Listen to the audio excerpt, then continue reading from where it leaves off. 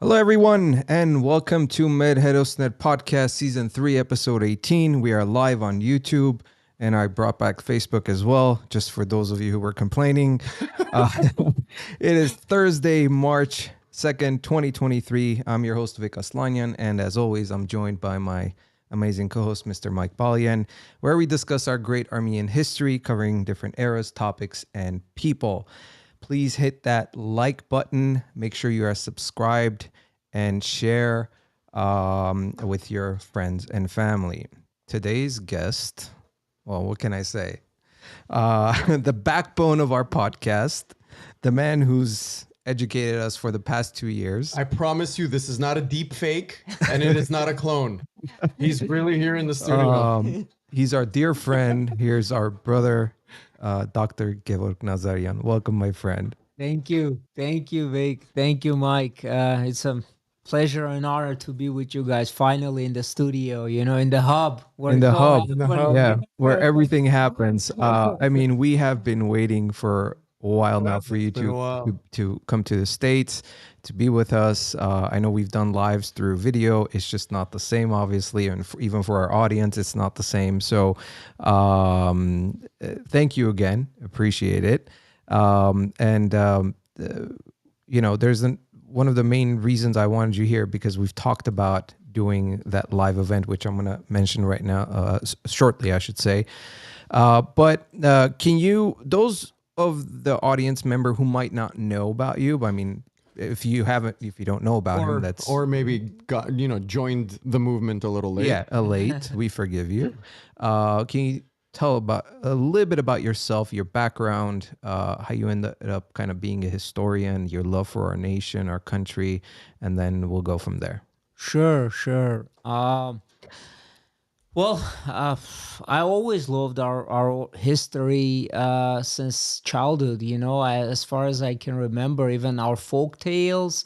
I used to, like, as a little kid, my parents used to read a lot of our folk tales, epics. For example, the Daredevils of Sassoon is a popular one that I really love from a very, very young age. As far as I can remember, I don't know, I was 3, 4, 5 years old.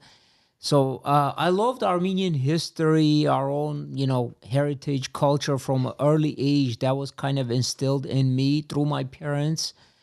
I always loved it and wanted to know more and more. Yeah. And just basically it was a passion from a very, very young age. So I guess you can say that, my sort of like choice in pursuing Armenian history deeper and deeper was set from an early age. And then that's exactly what I did, after finishing high school. I actually, I was born and raised in Armenia, in Yerevan, but from a young age, we moved to the United States. It was still back then the Soviet Union, actually. Yeah. Armenia wasn't independent. I had some relatives here. Most of my relatives from my father's side were actually in the United States. They had moved in the 1970s. So we also moved a little bit later to the United States. But, like I said, this passion for our own history and culture, Armenian history and culture, had remained. And then I, pursued it further. I finished college. Then I pursued my passion at UCLA.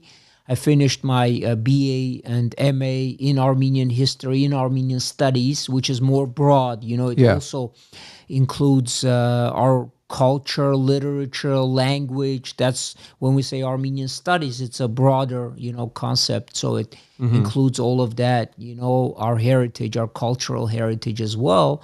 I finished my BA and MA at UCLA. Then I pursued my studies in Armenia. I worked in the National Archives of Armenia.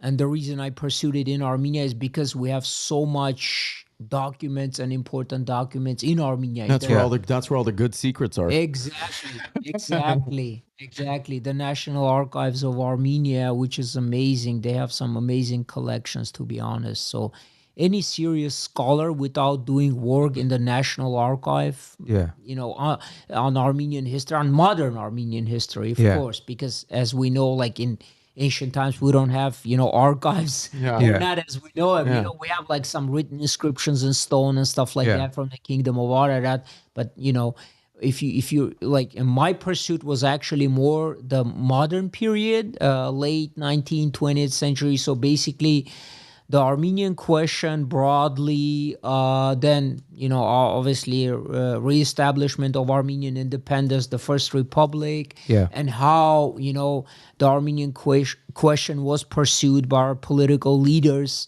at the Paris Peace Conference and other venues that followed, even in the 20th century. So absolutely, I did my PhD in Armenia. Finished my PhD recently, a couple of years ago. So I guess that's. But I love Armenian history in general, and Yeah. have been for the last 20, 30 years, even from Yeah. a very young age, I've been studying our history, and it's a passion. The more you study, the more you want to know. It's like. Well, we our passion, obviously, I feel like the stars aligned, and Somehow. when somehow we were introduced to you, and I've mentioned it multiple times, you are the backbone, because all the content that we provide to you guys, all the factual content is from this man and his colleagues. Yes. And we take that content, put a program together for you, so you can envision everything that we're talking about, reading, discussing, and at the same time we try to make it fun and light for everyone. So hopefully you guys appreciate that. Today's topic, we're going to be covering the First Republic of Armenia and its legacy. But before we jump into, I want to make a couple of announcements. First, everybody knows that if you follow us on our social media, you guys know that we are officially doing a live event, and this event is called MerTalk. It's kind of like a TED Talk. It'll be a panel discussion. It will be with Gevork Nazaryan. The topic will be exploring the cradle of civilization, and as you can see it on your screen, this event will be March 30th at 8 p.m. at the AGBU Arts Center in Pasadena. This is an amazing, beautiful theater. It holds 500 people. And those of you who have already purchased the tickets, thank you so much. We want to encourage everybody to join. If you guys see there's a hashtag. I am obsessed with hashtags. QR code. The QR code on the corner. If you guys scan that, it will take you to the page where you can order your tickets. It's also we pinned it on the live chat. You guys can click on that link. Tickets are $20 if you're just buying one, but if you buy more than one, it's the promo code you use is TAMART. It's TAMRAT, and that will give you half off. So basically, it's $10 a ticket, guys. It's nothing. This is only to help us to cover the cost of the theater. Yeah. This is all coming out Literally. of our pockets. We're doing this because we want to bring the community together. We want to educate everybody about our history. The other thing I want to mention is, to those of you who follow us, listen to us, if you're involved in Armenian schools, any type of associations, ASA, any of those, please get everybody involved. We want younger generation to show up. And those of you who are students, if you guys show up, we will give you some kind of a form which will be used as extra credit towards your history class. So again, we want to bring everyone together. There'll be social hour starting at 7 p.m. We'll have live music. We're going to have drinks, possibly even finger foods. We're working on all this stuff. And those of you who might want to be a sponsor, reach out to us. We still have a few spots left for sponsorship. You can email us at info@merhersoner.com, where we'll introduce you to the packages. Well, there's only 2 packages, but and if you want to be a sponsor, it'd be great. I want to thank Armen Living, who has become a sponsor. They're a furniture wholesale company. Thank you so much. Thank you. It is. Thank you. We appreciate it for helping us to at least take care of some of the cost, because we will be recordings. There's cameramen involved. There's so much involved in this. And Knees Printing, who's going to be helping us with all the printing, with the flyers and the posters and everything else that will be at the show. So again, go ahead and purchase your tickets. We want to see all of you there. Those of you who are local. So again, that will be on the 30th of this March of this month. The other thing I want to mention, I want to thank Manvel Khachatyan, who just joined Patreon. Thank you, Manvel. Those of you, you guys, we mention this all the time.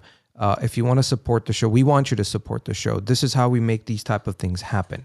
There's two ways to support us. Either you go to patreon.com/Mer Hersoner, donate as little as $5. This will end up accumulating to a total amount that we use to do these type of events. We've mentioned about the animation that we're working on.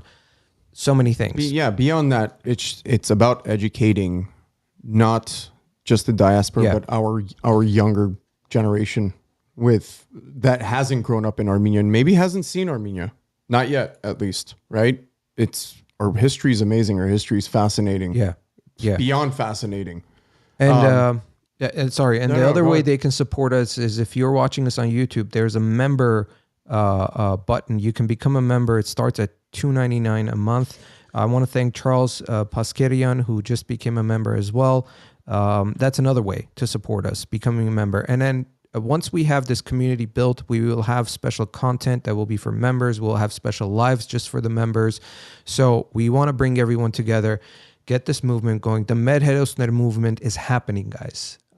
We started this for a reason, and we're not going to stop until the entire world knows the truth about our history, who we are as a people, so it can help us to move forward.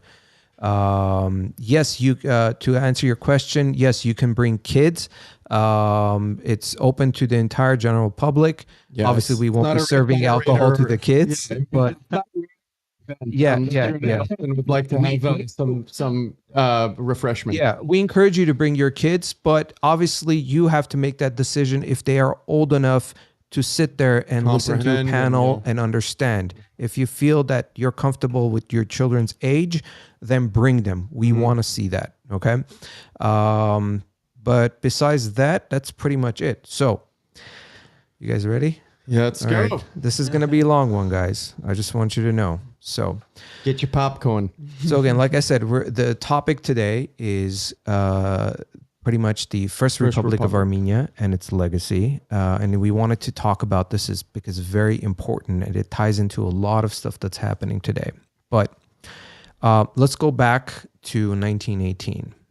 First World War is over. All these nations are trying to figure out how to settle the mess that was created by Turkey, Germany. Can you describe what events led to the establishment of the First Republic of Armenia? Well, absolutely, Mike. Well, yes, absolutely. It's a very important period in our history because, as we, named the podcast, is basically a time when Armenia was reborn from literally ashes. And if you permit me to talk a little bit what followed before that, so I can actually give a backdrop to what led to the reestablishment. Of Armenian. You're part of the show. Hold on, let's get a commercial break and discuss this. Yeah. We need to sign a contract first. Are we allowed to?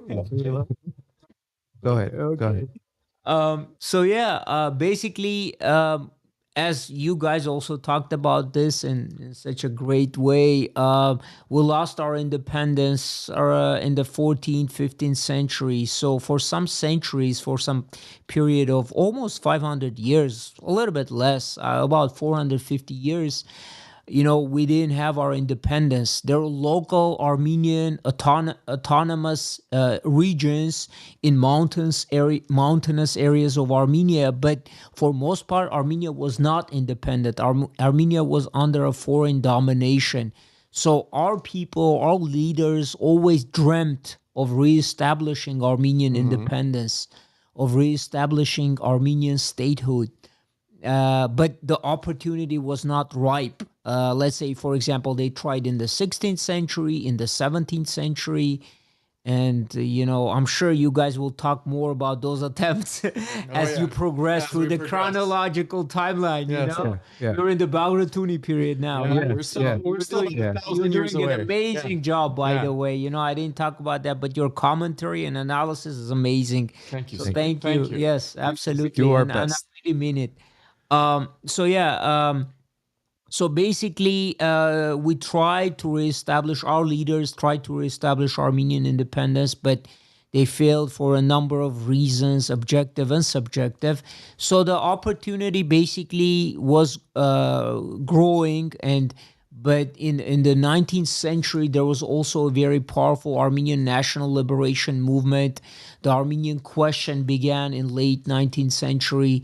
So we have to view the reestablishment of the Republic of Armenia in this context, in the context of the Armenian question. And, I don't want to delve too much into the Armenian question, because maybe we can do a separate podcast on what was the Armenian question, and that would take away from our focus on the. We're going to use you as much as possible when you're here. So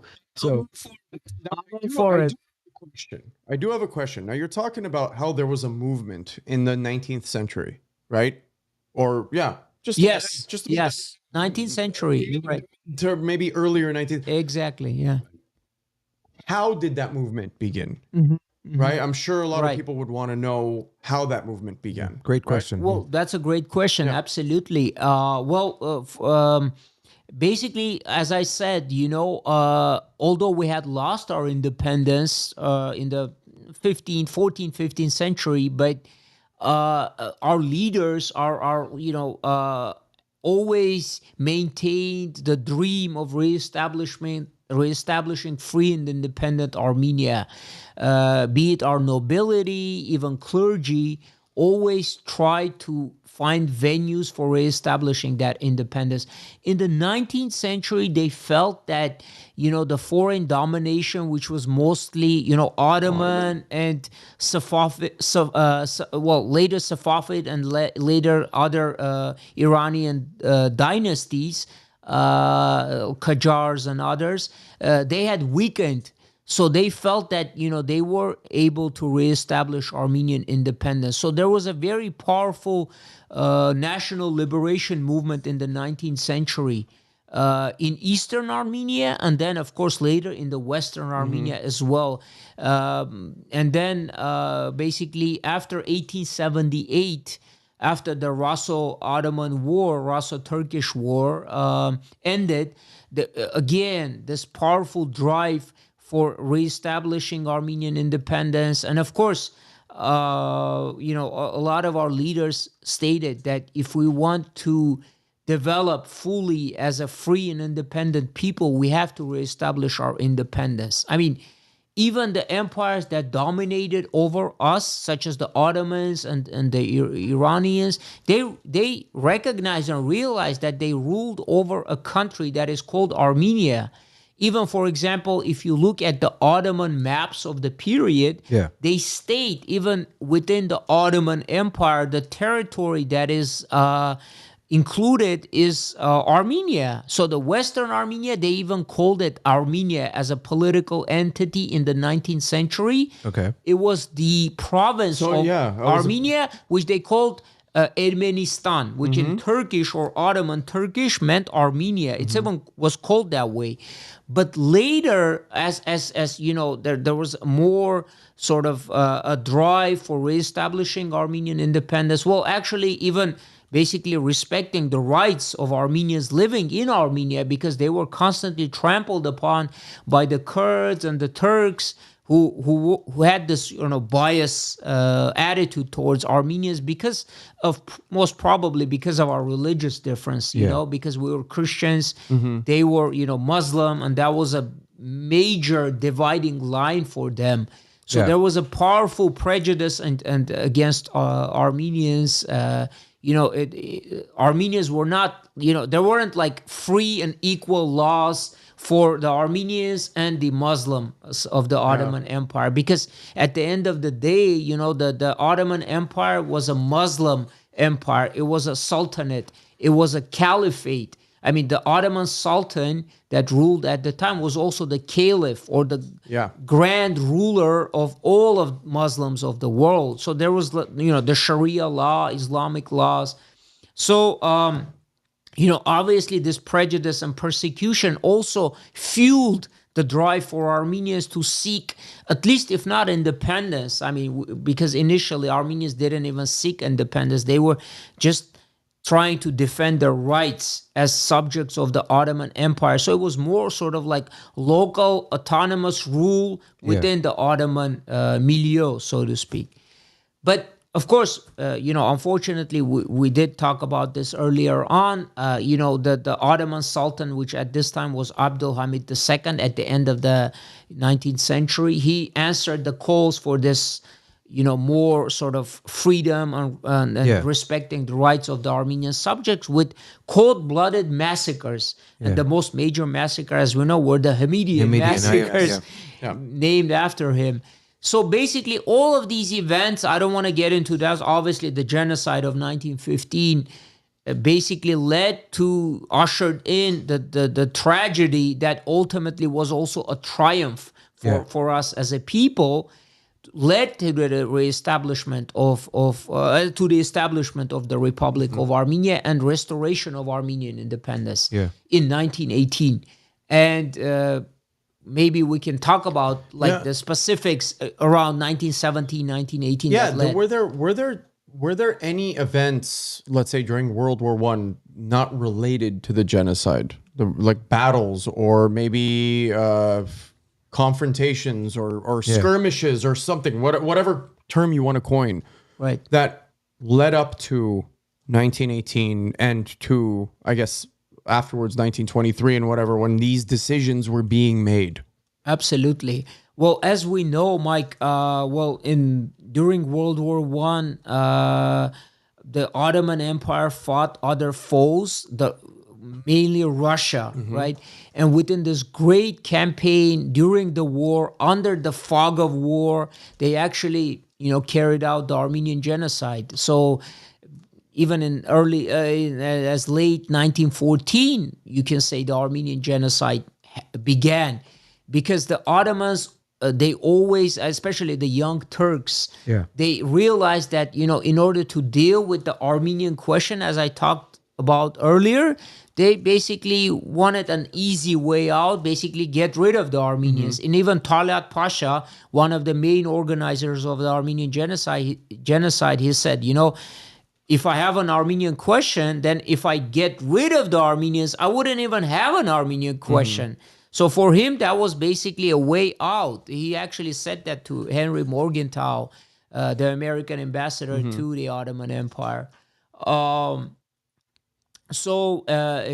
In this tragedy, when the Armenians were being exterminated in Western Armenia, and later on, even the Ottomans, once a number of upheavals also took place in Russia, namely in 1917, there was a revolution in March of 1917. It's actually called the February Revolution, but it happened in March because that's according to the old calendar, which is 13 days back. So it happened in early March. There was a revolution in Russia. Russia, as a Tsarist Russia, actually fought against the Ottoman Empire, but the turmoil of the revolution actually helped the Ottomans indirectly, because it led to partial, if not complete, collapse of the Western Armenia front. So what happened earlier during World War I, the Russian troops actually conquered Western Armenia and actually established very firm defense line in Western Armenia as far as Yerzenka. So that's very deep into Western Armenia. But the March Revolution of 1917 actually led to the gradual disintegration of that front. But obviously, Armenians were not prepared to simply hand over Western Armenia to the Turks, right? Yeah. So there was a provisional government as soon as the revolution happened in Russia, which actually had a very pro-Armenian policy. It recognized Western Armenia as an Armenian land that would eventually be part of Armenia. And then ultimately there was a government led by the temporary government of Russia, which was the lawful actually government because it was recognized through referendum, led by Alexander Kerensky. That was the leader. He had a very pro-Armenian policy. He actually allowed formation of Armenian corps, Armenian armed forces, which were made up of 4 Armenian divisions. One of an important division was actually led by General Andranik. One of the it was called We've the West. covered him, yeah. We covered that period, right? So by 1917, this time late 1917, early 1918, already the Armenian Corps as the general Russian front on the so-called Caucasus front, which was actually the Western Armenia front, was collapsing. And Armenian armed forces were gradually being formed through the Armenian Corps, made up of this important 4 divisions. 3 divisions, basically, you can say, from, a mixture of Eastern Armenians, thousands and thousands of Armenian volunteers from the United States. Yeah.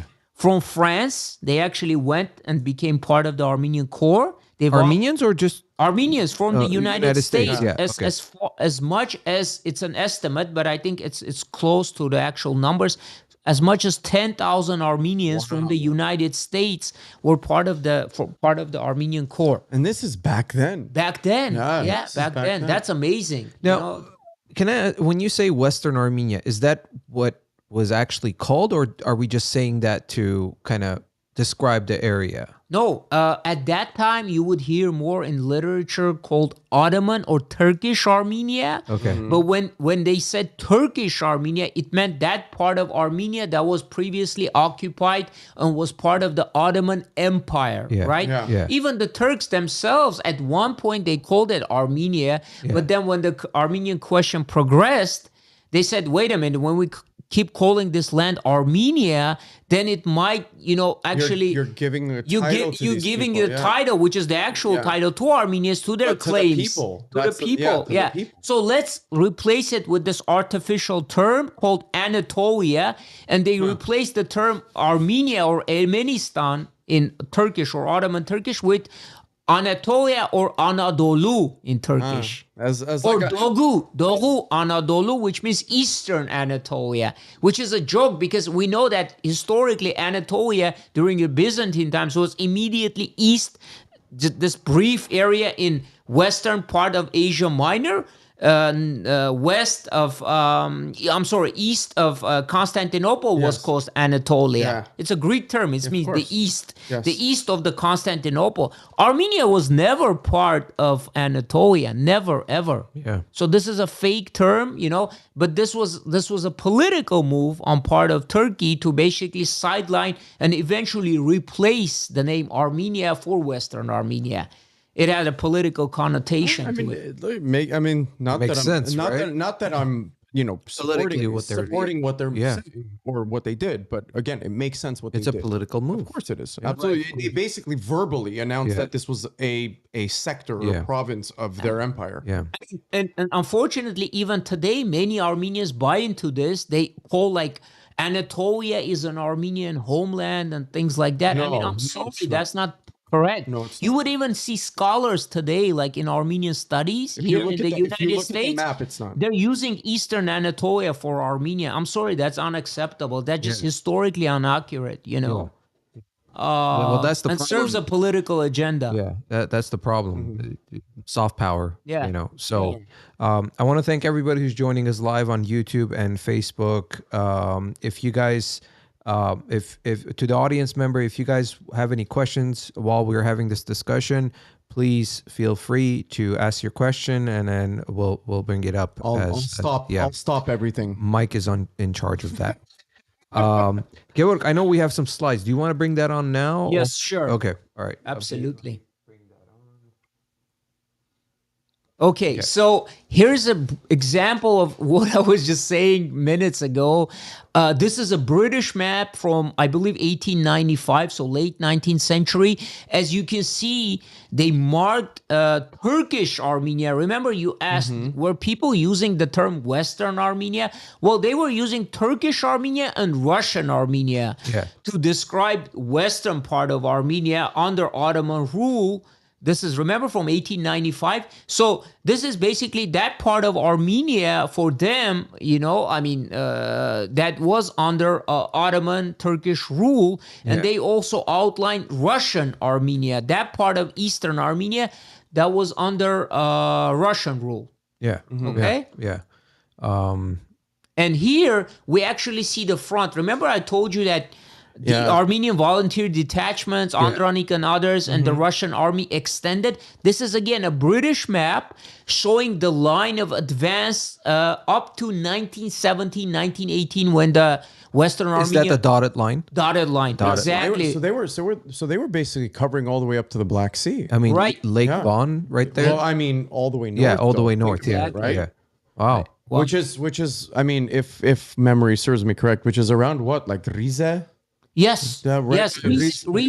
Well, Trebizond, Trebizond. Yeah. So up to that area. And guys, remember this outline? Later on, when even the arbitrary award was made, this was taken into consideration because they said since the line of advance of Armenian volunteers and other detachments was this far, President Wilson also took this into consideration when he made the outline. We'll cover that of the Republic of Armenia. Yeah, yeah. Treaty of Batum. Let's talk about that a little bit. Okay. What is it? What it entails? Since it's on the map. Right. Yeah. Right. So, as I said, we already had the Armenian Corps or the National Corps, which was the armed forces of Armenia. Although Armenia was still not there, the Republic of Armenia was not established. But by late 1917, we already had Armenian armed forces that were formed from these Armenian volunteer detachments. Serving in the Russian and other allied armies, the French armies, American army, all these, soldiers flocked to form the Armenian Corps, National Corps. And then by 1918, as I said, when the front collapsed, there was another coup in Russia. It wasn't a revolution. It was actually a coup. Sometimes they call it a revolution. The Bolsheviks took over because they overthrew the provisional government of Alexander Kerensky in November of 1917. That's, again, it's called the October Revolution, but it wasn't a revolution. It didn't take place in October because it was neither a revolution, didn't take place in October. It happened on November 7, and it was a coup. So basically, they took over the government. They forced Kerensky to flee.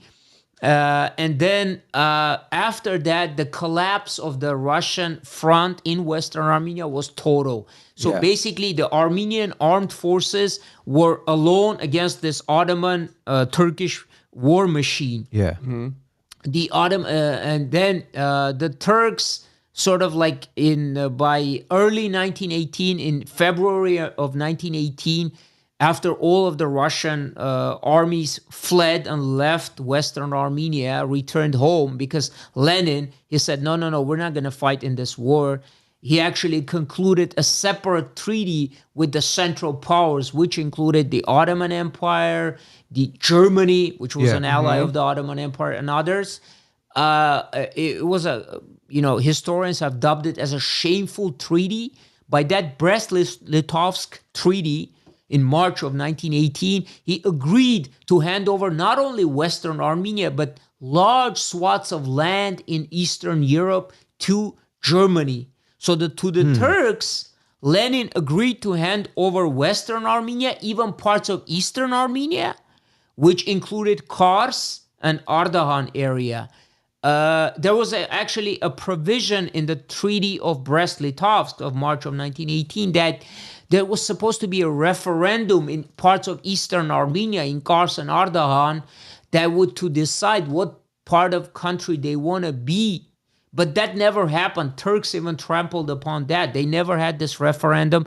Later, they had a sham referendum, which was not recognized. So what? They gave them like the illusion or the delusion of maybe having a referendum. Is that they that's made what a it fake like. Yeah. referendum. Actually, the Turks actually did the same in the Formality in late 1930s. They did that there's this area of Cilicia called the Armenian Gulf or Alexandretta, Gulf of Alexandretta. That there's this territory. They also did the same in 1938-39, the sham referendum. They bust basically Turks in who sort of voted, and they had a Turkish majority vote that it wants to be part of Turkey.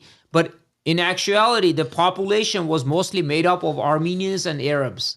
Arabs and Armenians, you know. And by the way, we did talk about this in Cilicia episode. And the Armenians of that area, the Musalerti Armenians, they were forced to leave because of that.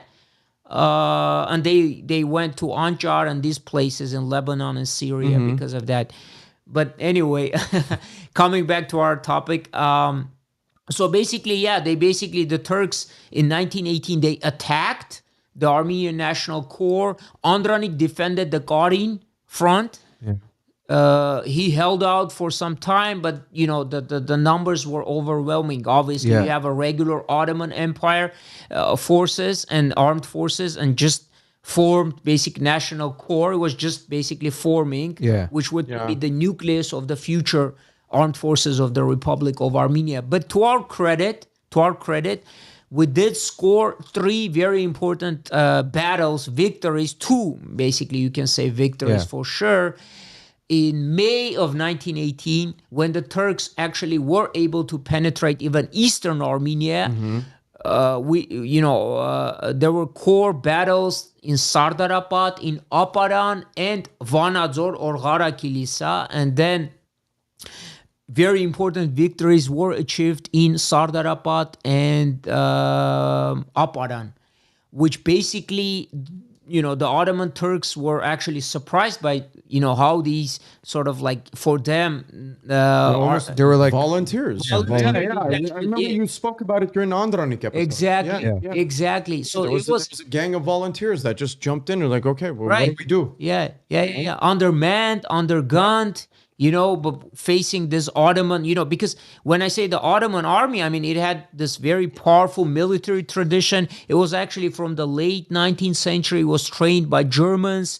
So they had very good officer corps. They had very good generals. The Ottoman army, it was, trained in this Prussian military tradition, while our own armed forces, as you said, mostly were made up of these volunteers. But we scored these important victories in Sardarabad and Aparan. So the Turks, they wanted to annex all of Armenia, even eastern Armenia. But these victories forced the Turks to recognize that, wait a minute, Armenians are a factor. Armenians are able to fight back. So they decided to sit at the diplomatic table and reach some kind of agreement with the Armenian side, even if it was temporary agreement. So this was the Treaty of Batum.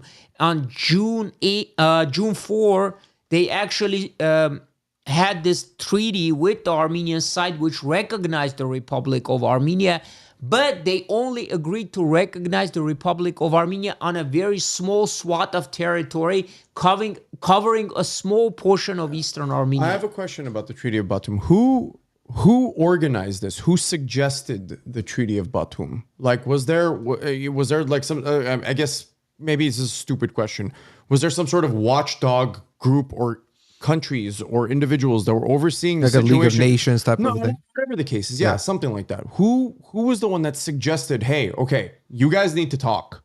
Let's use Batum as the city where we need to do these or have these discussions? Very good question, Mike. So it wasn't only the Armenian side that actually wasn't negotiating who initiated this. Right. Negotiating with the Turks, with the Ottomans. the Georgians and the Tatars, who later started calling themselves Azeris, but they were at this time mostly called Tatars. Sometimes Muslims, sometimes just Turks, whatever. They didn't have a specific name, to be honest. And there was never a nation by the name of Azerbaijan prior to 1918. Anyway, these people, they also were in negotiating with the Turks. The Turks mostly had sympathies with the Tatars of this area of they were called Tatars of Caucasus. So the settlers of what modern day Azerbaijan is, Yes. they were Tatars. Yes, Okay. yes, who had close sort of they felt kinship with the Turks. And- although religiously they weren't Sunni. The Turks are Sunni Turks. They were Shia. Now, another question I have. Sorry, I'm bombarding you with all this stuff because I'm curious too. Is the Tatars of the modern day Azerbaijani region, were they settled in that area for a long time? Just quick question. Right. Well, their ancestors started to arrive not even in the 11th century, because those 11th century Seljuks, they weren't the Tatars, the so-called Azeris of today. So their ancestors, most probably, they were like in the 14th, 15th century, arrived from Central Asia as nomads. They conquered parts of Armenia and parts of northern Iran, what is northern Iran. And then they weren't even called Azeris. They were called by different tribal names. Tribals, yeah. They were Turkic-speaking people. They spoke Oghuz Turkic dialect of Turkish, and they conquered the natives, including Armenians, including other Iranian peoples, including other Caucasian peoples, the Albanians and others, and they tried to impose their rule upon them. But they lived a nomadic lifestyle. They never settled down. They were known for their sheep. And for example, it's kind of funny. They were even known, these early ancestors of so-called Azeris, they were known by the name of the flock of sheep that they grazed. So, for example, there was this confederation called the Karakoyunlu, which in Turkic, Oghuz Turkic, means the black sheep. The confederation of the black sheep, which means that mostly they grazed sheep that was black. They had black, fur, so they were called the black sheep. And then they were followed by a confederation called the Akkoyunlu, which means the white sheep. Yeah. So the confederation of black and white sheep. Wow. Interesting. There was prejudice against sheep. Yeah. Black sheep. No, we have white sheep. Yeah. They actually fought against each other, and they were the greatest enemies. The Karakoyunlu were ultimately defeated by the Akkoyunlu, the white sheep confederacy. Interesting. Again, I want to thank everybody who's joining us live on YouTube and Facebook. Please hit that like button. You see it below your screen. Subscribe, and please share with family and friends. Get everybody over here, and feel free to ask any questions, and we will pass it on to Gevork. So continuing. Yeah, sorry, I keep bombarding you with questions about. How dare you? I mean, it's interesting to me, So, but when all of these skirmishes were happening, and they had some sort of maybe an avenue to liberation, right? Which we know historically it did happen. What type of government were they aiming to establish, or what type of leadership were they looking for? What type of system were they looking for to establish, to maybe either separate themselves from the Ottomans? And of course you have the Russians in the north, or the Bolsheviks at this time, which was kind of forming at the time. What were they looking for? What was their goal? Right. That's a great question, Mike. So as I said, so even Armenian independence was proclaimed after the victories, these major victories that we talked about. It's considered May 28, 1918. Some say, well, it's actually May 30th, because there was an Armenian National Council in Tiflis or Tbilisi, what is today capital of Georgia. So the Armenian National Council operating there, it actually proclaimed the Republic of Armenia after these victories. And the Turks, they were forced to basically recognize, the Republic of Armenia, because like I said, if there wasn't resistance on the Armenian part, they were just simply wanted to annex, and they pursued the young Turks that ruled the Ottoman Empire at this time, Turkey at this time. They pursued this pan-Turkist goal of creating Turan, this vast Turkic empire, uniting the Tatars that we talked about of the Caucasus, and even beyond the Caspian Sea, uniting parts of Central Asia, uniting parts of what is today Russia, the Russian Federation, and creating this vast Turkic empire, basically ruled by the Turks. The Turks of Turkey would be the elite, and these other Turkic peoples as vassals, they would actually, be led by the Turks of Turkey. Now, the Tatars, just for our audience, I mean, I know, but the Tatars were basically based from centuries prior out of the Mongol movement east. Yeah. Correct? Yeah. Well, to be honest, more Mike, or less. the Mongols weren't Turkic. I want to clarify that. Seljuks? No. The Mongols, under, like, for example, Genghis Khan, Genghis etc., Khan, they were Turkic people. They deployed Turkic peoples as their warriors, generals, leaders. The Tatars were prisoners and whatnot. exactly. Yeah, Tatars were Turkic, but not the Mongols. Mongols were the elite. In the 13th century under Genghis Khan. Sometimes it's erroneously, the Mongols are associated with the Turks or Turkish, but they're not. They were the elite, and they knew that they're not Turkics, and that for them, like, for example, no one could rise in the Mongol Empire. A Turkic or another nationality could never be a Mongol Khan. Yeah. of course. Of Genghis Khan. You had to show direct descent from Genghis Khan. They kept it in their They were only generals. There were other later offshoot Mongol Turkic kingdoms, but that wasn't the real Mongol empire created by Genghis Khan, who was not a Turkic man. No, they were Turkic people from Central Asia. They were nomads. Even, they considered their homeland as Altai, which is in today's southern Russia. But even Altai, when they do archaeological digs there, the oldest found archaeological evidence is Indo-European there. The burial mummies, etc., are not Turkic because they were a Turkic people. They were living a nomadic lifestyle, probably in parts of what is Siberia, not even the Altai area, further east. But returning back to this period, exactly. So basically these victories usher in the establishment of the Republic of Armenia. And like you said, our leaders had very powerful convictions that once we reestablish our independence, we're going to choose a Republican form of government. And that's exactly what they did. I mean, there were some proponents of, let's say, having a constitutional monarchy. That's what I was trying to get at. Yeah, what were they looking for? What were they trying to establish? They believed that, a republic with a parliamentary government, parliamentary democracy as a republic is the best form of government. And, we actually had these ideas in the 18th century with the Armenian Enlightenment, and I think we'll have a chance to cover that once you guys get to the 18th century. You'll talk about that.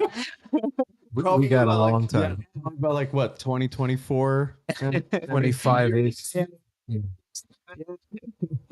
So, we'll talk about the 18th century. We talk about the Madras group, our Enlightenment leaders operating actually in all of the places in India, in Calcutta, in places like that, Madras, Shahmirian, Baghramian, and others, who believed that, we actually had our first constitution predates the American Constitution of all the things. We had in 1773, these people, you'll talk about this more in detail later on, we established, they preached that we should reestablish Armenian independence based on the Republican form of government, Shahmirian and others.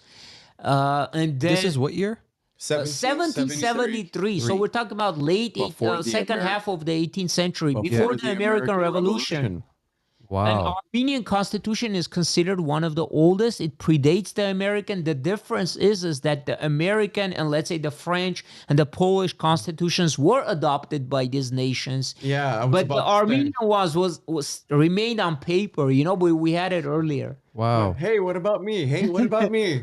Wow, I feel like there's so many missed opportunities of how history could have just gone a different route, basically. Absolutely, That's unbelievable. Absolutely, it is. But it's just an There's- amazing facet of our history, and we'll cover it more in detail when that time comes. But like I said, already this idea of Armenia as a republic, as a as a parliamentary democracy, blossomed by this time. So it was kind of natural. There were some proponents of having a constitutional monarchy instead of a republic, but it was pretty much rejected by all the major Armenian parties of the period. Yeah. But why? Why was it rejected? What What was the opposition to trying to gain an independence? That's a very good question. But Mike, It's almost like, sorry, really quick. It's almost like saying beggars can't be choosers. So if you have an opportunity here, right. what was the opposition to it? You mean why have a different form of government or Sure. Well, right. Well, for most part, because to be honest, at this time, the Republican ideas, democracy, republic was sort of like en vogue, what they say. It was kind of very much also the trend was towards that direction. So like monarchies, even constitutional monarchies, I hope our audience knows the difference between constitutional and absolute monarchy. yeah. Constitutional is more like what you even have today in Britain, for example. Prime minister, and then it's technically, parliamentary, it's parliamentary, but there's a figurehead, right? Yes. But who doesn't have real power. But like in absolute monarchy, the monarch and the monarchy has the power, but even constitutional monarchy was considered not enough, not sort of not forward enough, or I don't know what to say. So like the proponents of the republican and parliamentary democracy, even in Armenian intelligentsia mostly, right? Because when we're talking about like the leadership of Armenia during this time, intelligentsia was setting the course for Armenia, right? So as usual. Yeah, and most of our intelligentsia, to be honest, was groomed and educated in Europe, in places like Europe, maybe Russia. So they were also very much influenced by these ideas, these republican ideas. Of course. So for them, it seemed a natural choice that when we have our state, it would be Republic of Armenia. It wouldn't be, although technically, as a legal and diplomatic term, even in the Paris Peace Conference of 1919, the term Republic of Armenia was never used. It was always the state of Armenia. So when you say the state of Armenia, it's kind of It belongs vague. to somebody. No, it's vague. You don't say what kind of a state it is. It can be theocracy. It can be like a monarchy. It can be a republic. You don't state what kind of government it has. Very Interesting. That's a very important legal diplomatic jargon that was used, and was right that it was used. Wow. Until the Republic of Armenia as such was recognized in 1920 by the Allies and the Paris Peace Conference. It's fascinating. Like the information that the legalese, as I like to call it, the legalese. I want to thank again everybody who's joining us. We are live on YouTube and Facebook with Dr. Gevork Nazaryan. We are talking about the First Republic of Armenia and its legacy. Obviously, World War I had a big impact. Let's talk about a little bit about the, is it the Armustos of Mudros? Is that how they pronounce it? Yeah. Yes. Armustos of Mudros. Can you talk about that a little bit and explain so our audience can understand what this was and what kind of an impact the end of World War I had? Well, absolutely. We can't. The Armistice of Mudros is important on so many levels. For example, as I said, even when the Republic of Armenia, according to Treaty of Batum, was established, it covered a very small area that only encompassed a small portion of eastern Armenia. So, roughly the territory from Lake Sevan to Yerevan. It's very, very. But the thing is, even Ottoman ally Germany said, it never recognized the Treaty of Batum. The Turks, according to the Armistice of Mudros, they actually acknowledged their obviously defeat. They signed their defeat with the British. The British were obviously part of the Allied side, right? The Allies were made up of various countries led by, Great Britain, France, Italy. In 1917, the United States also joined, and others. But those were the major 4 or 5 powers if you include Japan, because during this time Japan was part of also the Allies. They were. Yeah. Turkey acknowledged its defeat with the Armistice of Mudros that was signed on October 30th, 1918. So after that, basically, they also acknowledged that they had occupied parts of Armenia. They agreed to withdraw to the territory of at least the 1914 pre-war boundary. So Kars and Ardahan and other parts of eastern Armenia, Artsakh, Nakhichevan, all these areas the Turks had to withdraw to the and automatically they also, by the Armistice of Mudros, they acknowledged that the Treaty of Batum was no longer. So this is why I was kind of staring up into space, was if the Armistice of Mudros exceeds or supersedes the Treaty of Batum, again, it goes back to what you were saying. What was the point of the Treaty of Batum? That's a very... And I'm not trying to go backwards here. Yeah. So what was the point?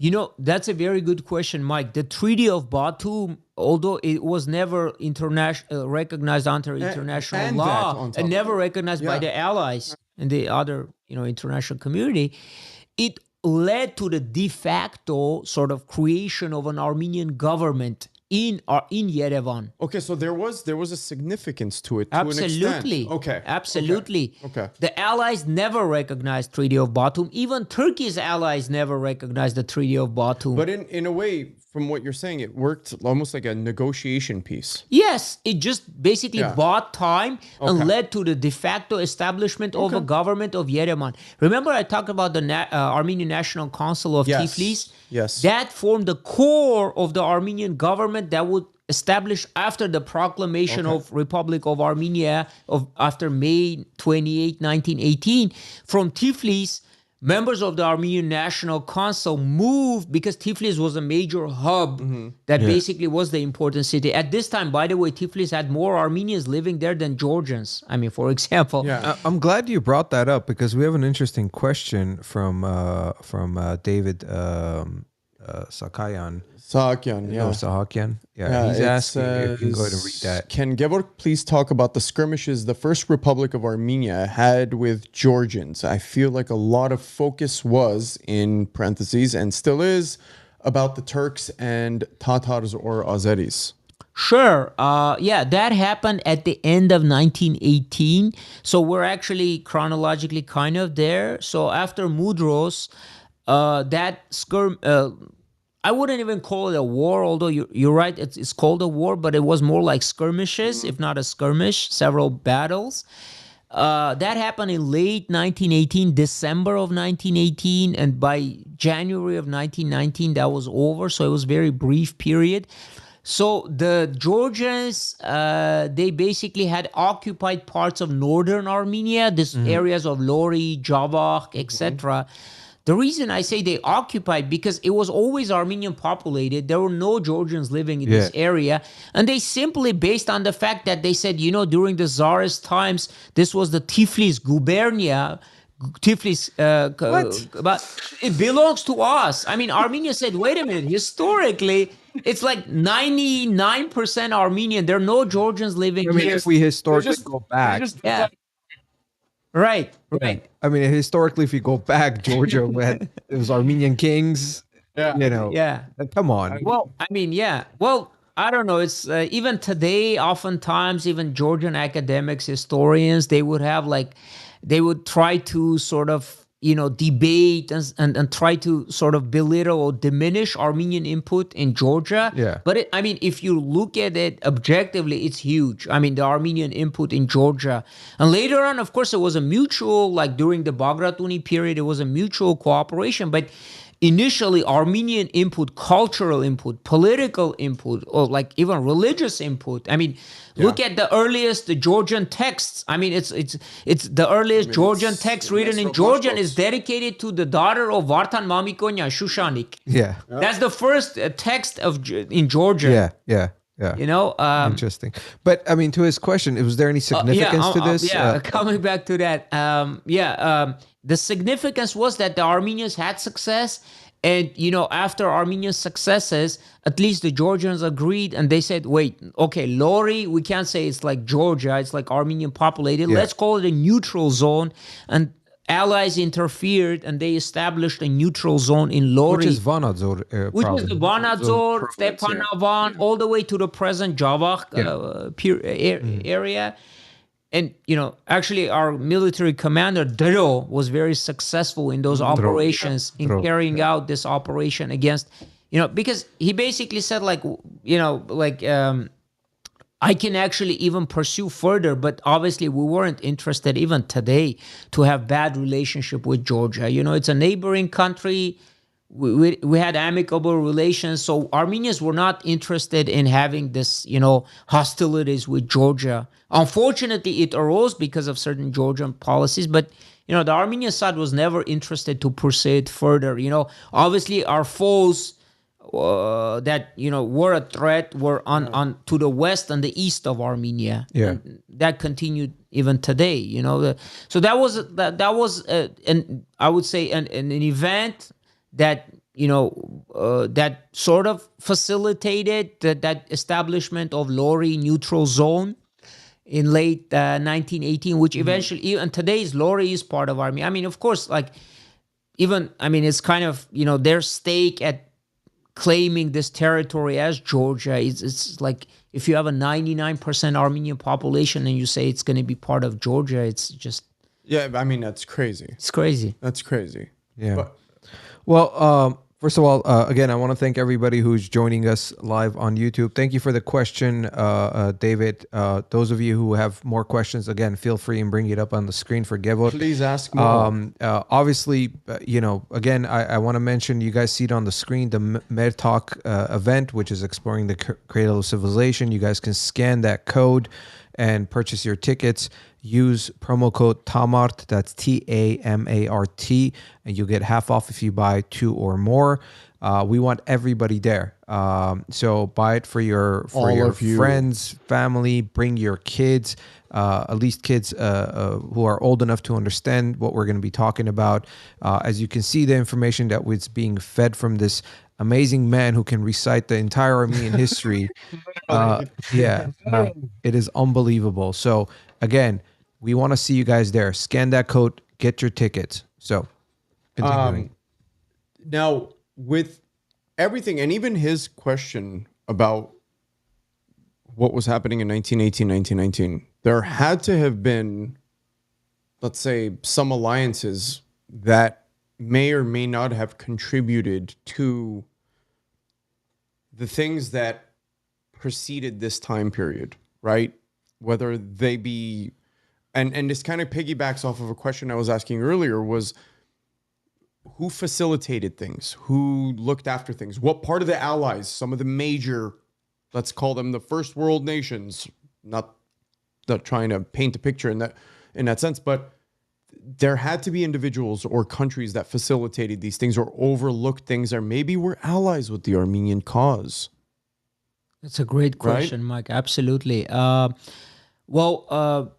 Armenians, as I said, even during World War I, already sort of, although, as I said, even during World War I, already sort of, showed at least political leadership of the Armenian people, sympathies to the Allies. So, although those Armenians, for example, like subjects in the Ottoman Empire, they did their duty as, soldiers of the Ottoman Empire, for example. But there were many volunteers, Armenian volunteers in thousands that joined allied armies. An Armenian legion was for example, an Armenian legion was formed in the French army. Thousands of Armenians volunteered not only for the American army, but also they came and, as I said, became eventually part of the Armenian volunteer detachment that fought, first of all, in the Russian army, and then later on also formed a part of the Armenian Corps after 1917, because Armenian Corps in itself was formed on the Armenian volunteer detachments. We talked about the Armenian volunteer detachments in the Andranik episode, General Andranik episode, right? So they actually eventually formed the Armenian Corps, but it was made up a lot of these volunteer Armenians, thousands and thousands. As I said, even thousands came just from the United States, thousands came from France, tens of thousands came from Russia. Armenians by the Allied powers were recognized as an allied nation, allies, as part of, when I say allied nation, I don't say just allied, I say allied with a capital A, not because it was a name, the allies, it wasn't not just they were allies, but they were known as the allies. The opponents were known as the Central Powers.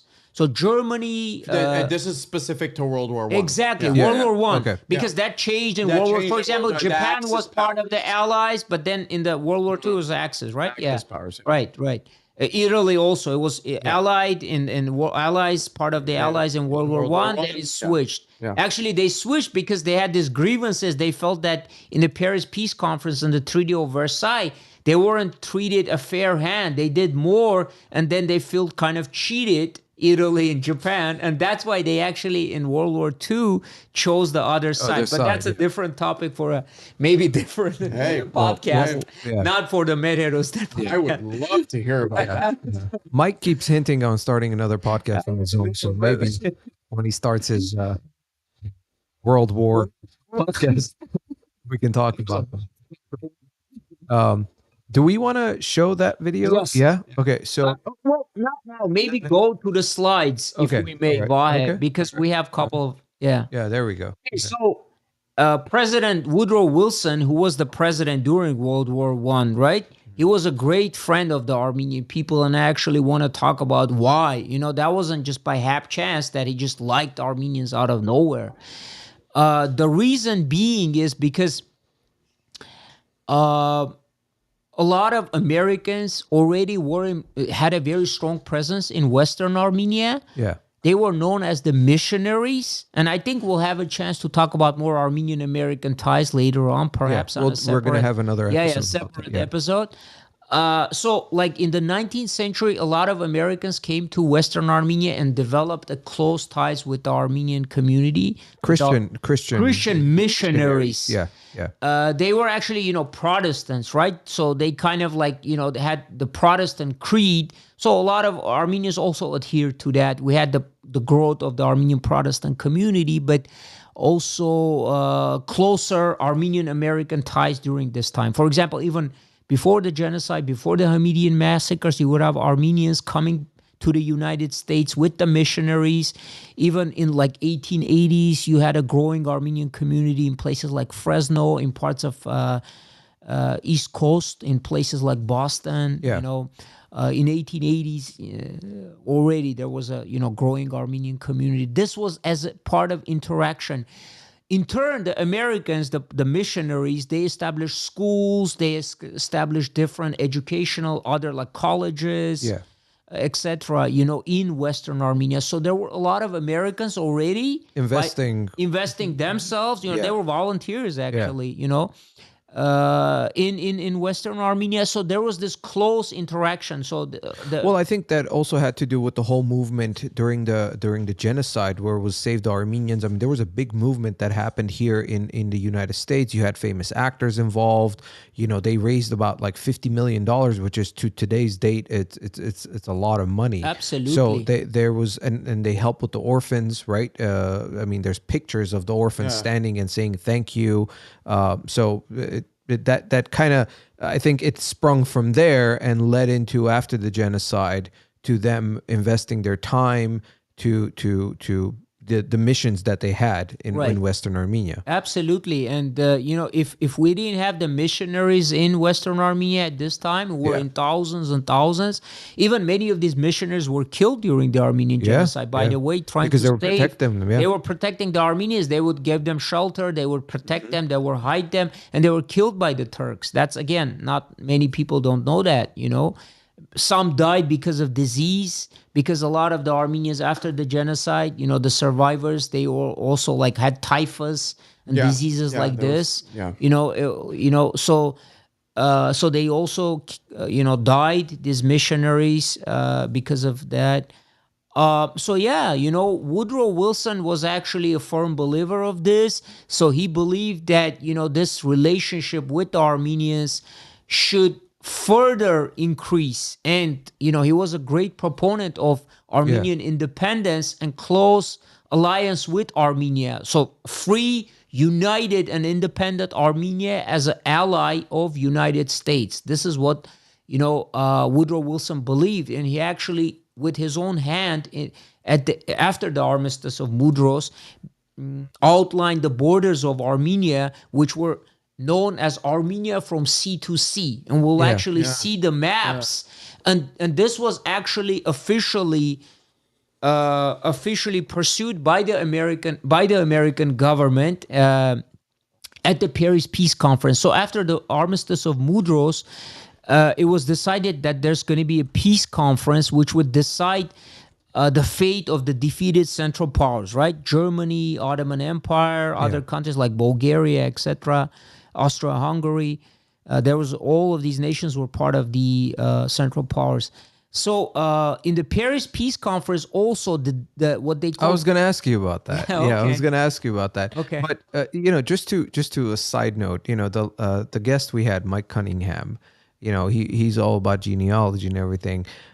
He has I guess knowledge about that time period. Yeah, he actually has I guess traced Woodrow Wilson to be of Armenian heritage.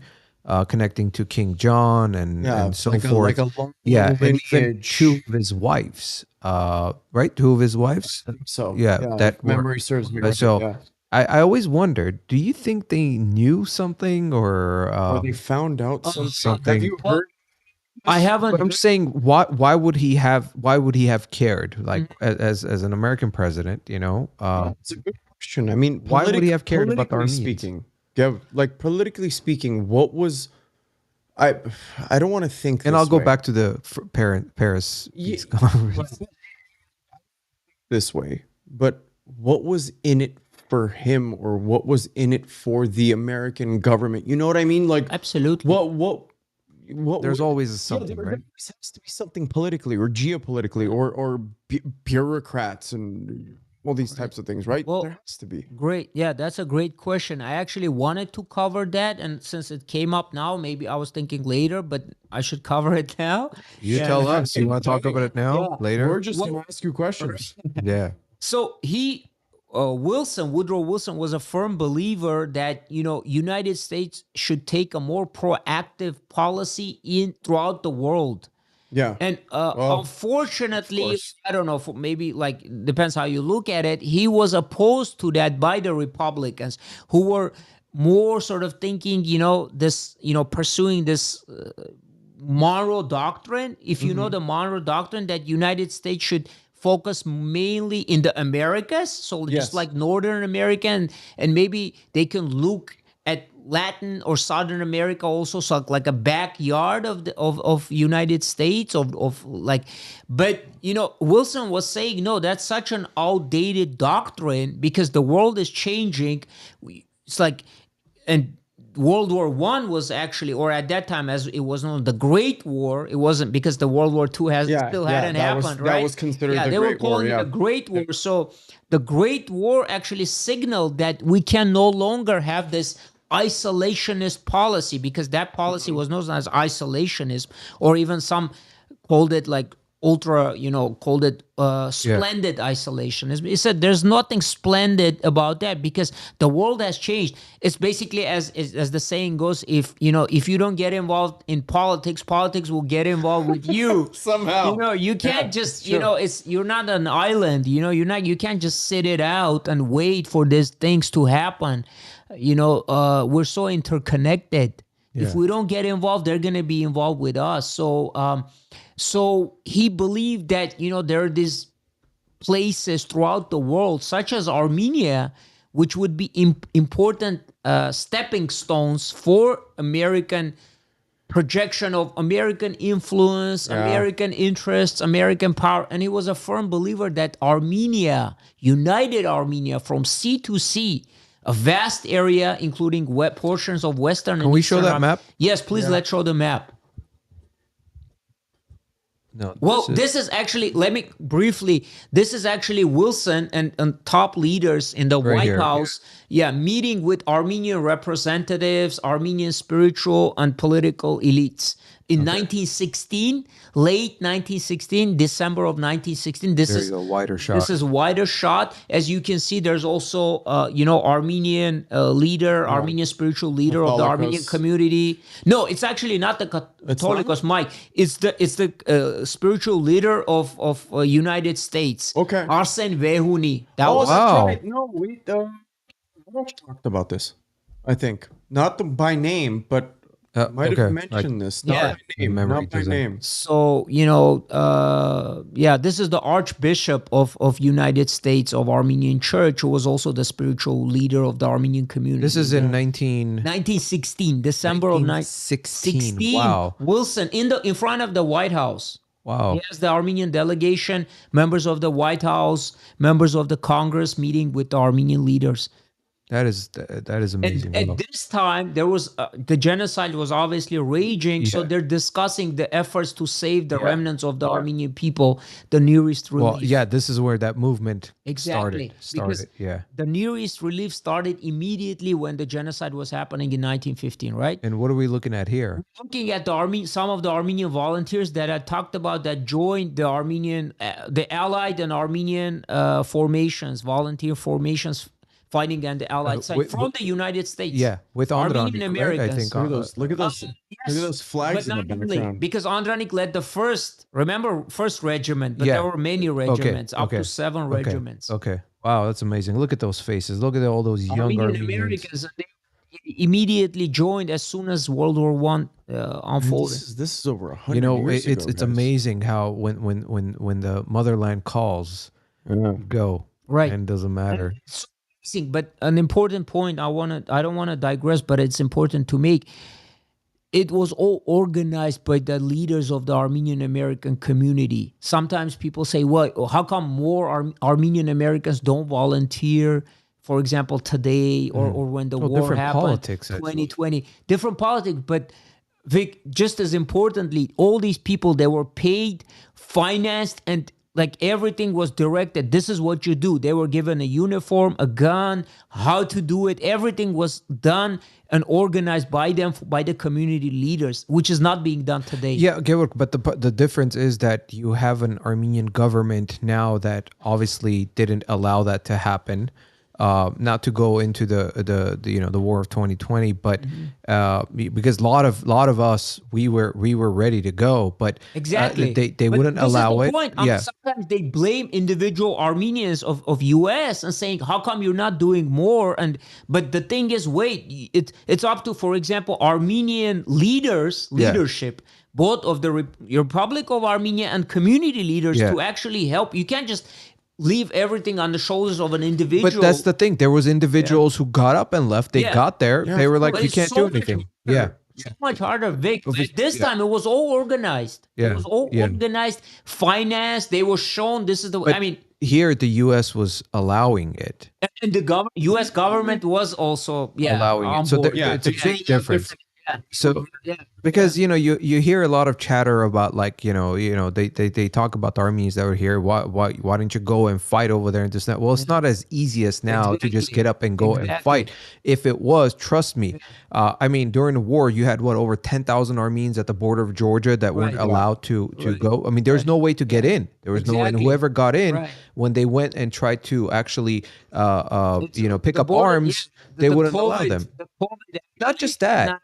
They would ask you where you from. If you were a U.S. citizen, they wouldn't give you anything. The volunteers. So that was. I mean, there's more involved in this. Obviously, there was a lot of treason done. So yeah. But moving on. Right. So this is also a historic photo from 1918. This is actually one of the founders of the Republic of Armenia.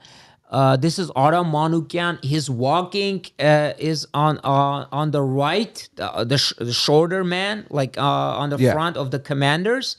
That's Aram Manukyan, one of the leaders who actually facilitated the establishment of the Republic of Armenia. And this is, one of the formations that also fought in the heroic battles of Sardarapat, Aparan, etc. Aram Manukyan is considered one of the leaders. The first prime minister of Armenia, we're going to have his photo as well, was Hovannes Kajaznuni, and the government was formed in June of 1918. Unfortunately, Aram Manukyan died in January of 1919 of typhus because, as I said, during this time, it was...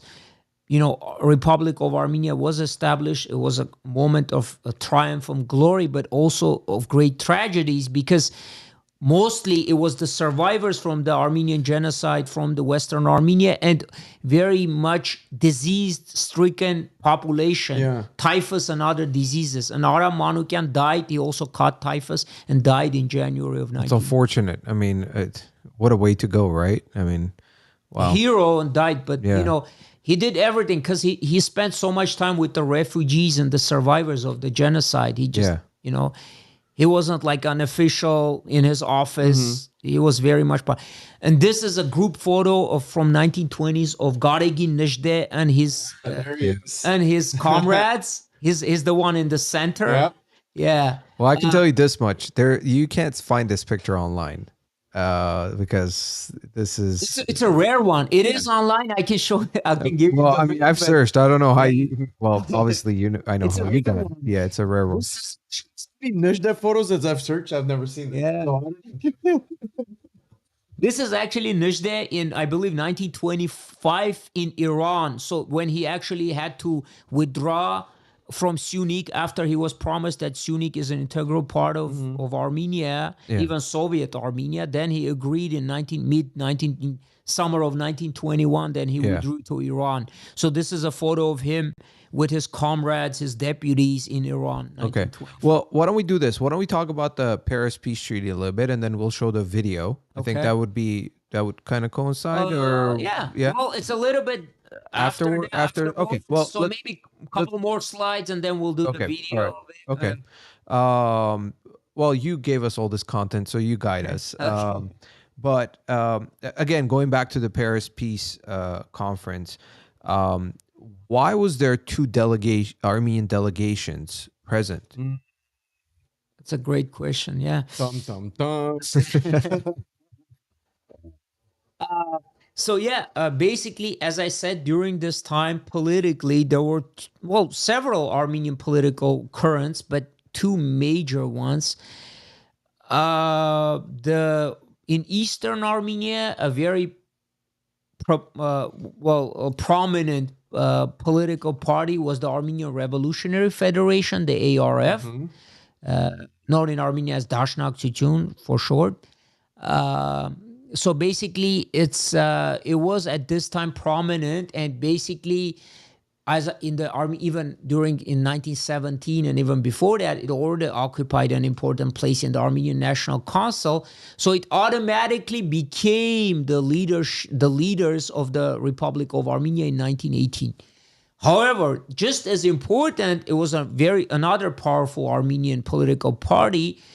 It was more like a political movement. It was like a political movement that had its branches, but It began in early 20th century, led by Boros Nubar, who was also a very prominent Armenian leader. Very briefly, basically, he was a son of the prime minister of Egypt, Armenian by extraction, who was a prime minister in Egypt. So, he was respected very much in diplomatic international circles, in Great Britain, in France, in the United States. Boros Nubar was very much respected. And he led the Armenian National Delegation. Mm-hmm. The Armenian National Delegation began as an organization to protect and defend the rights of Western Armenians in Western Armenia.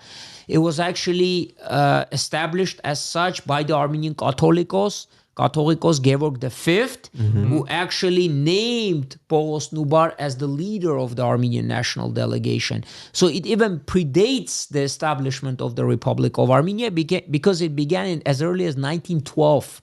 Okay. Yeah. At that time, it didn't fight for the establishment of united Armenia. It simply wanted to protect the rights of the Western Armenians that were enshrined by the Treaty and Congress of Berlin of 1878. Yeah. We'll talk about that a little bit more later on. I don't want to get into that because that's part of the Armenian question. It is kind of related. Well, we're going to do a special episode about the Armenian question. Just take way too much time, to give the details.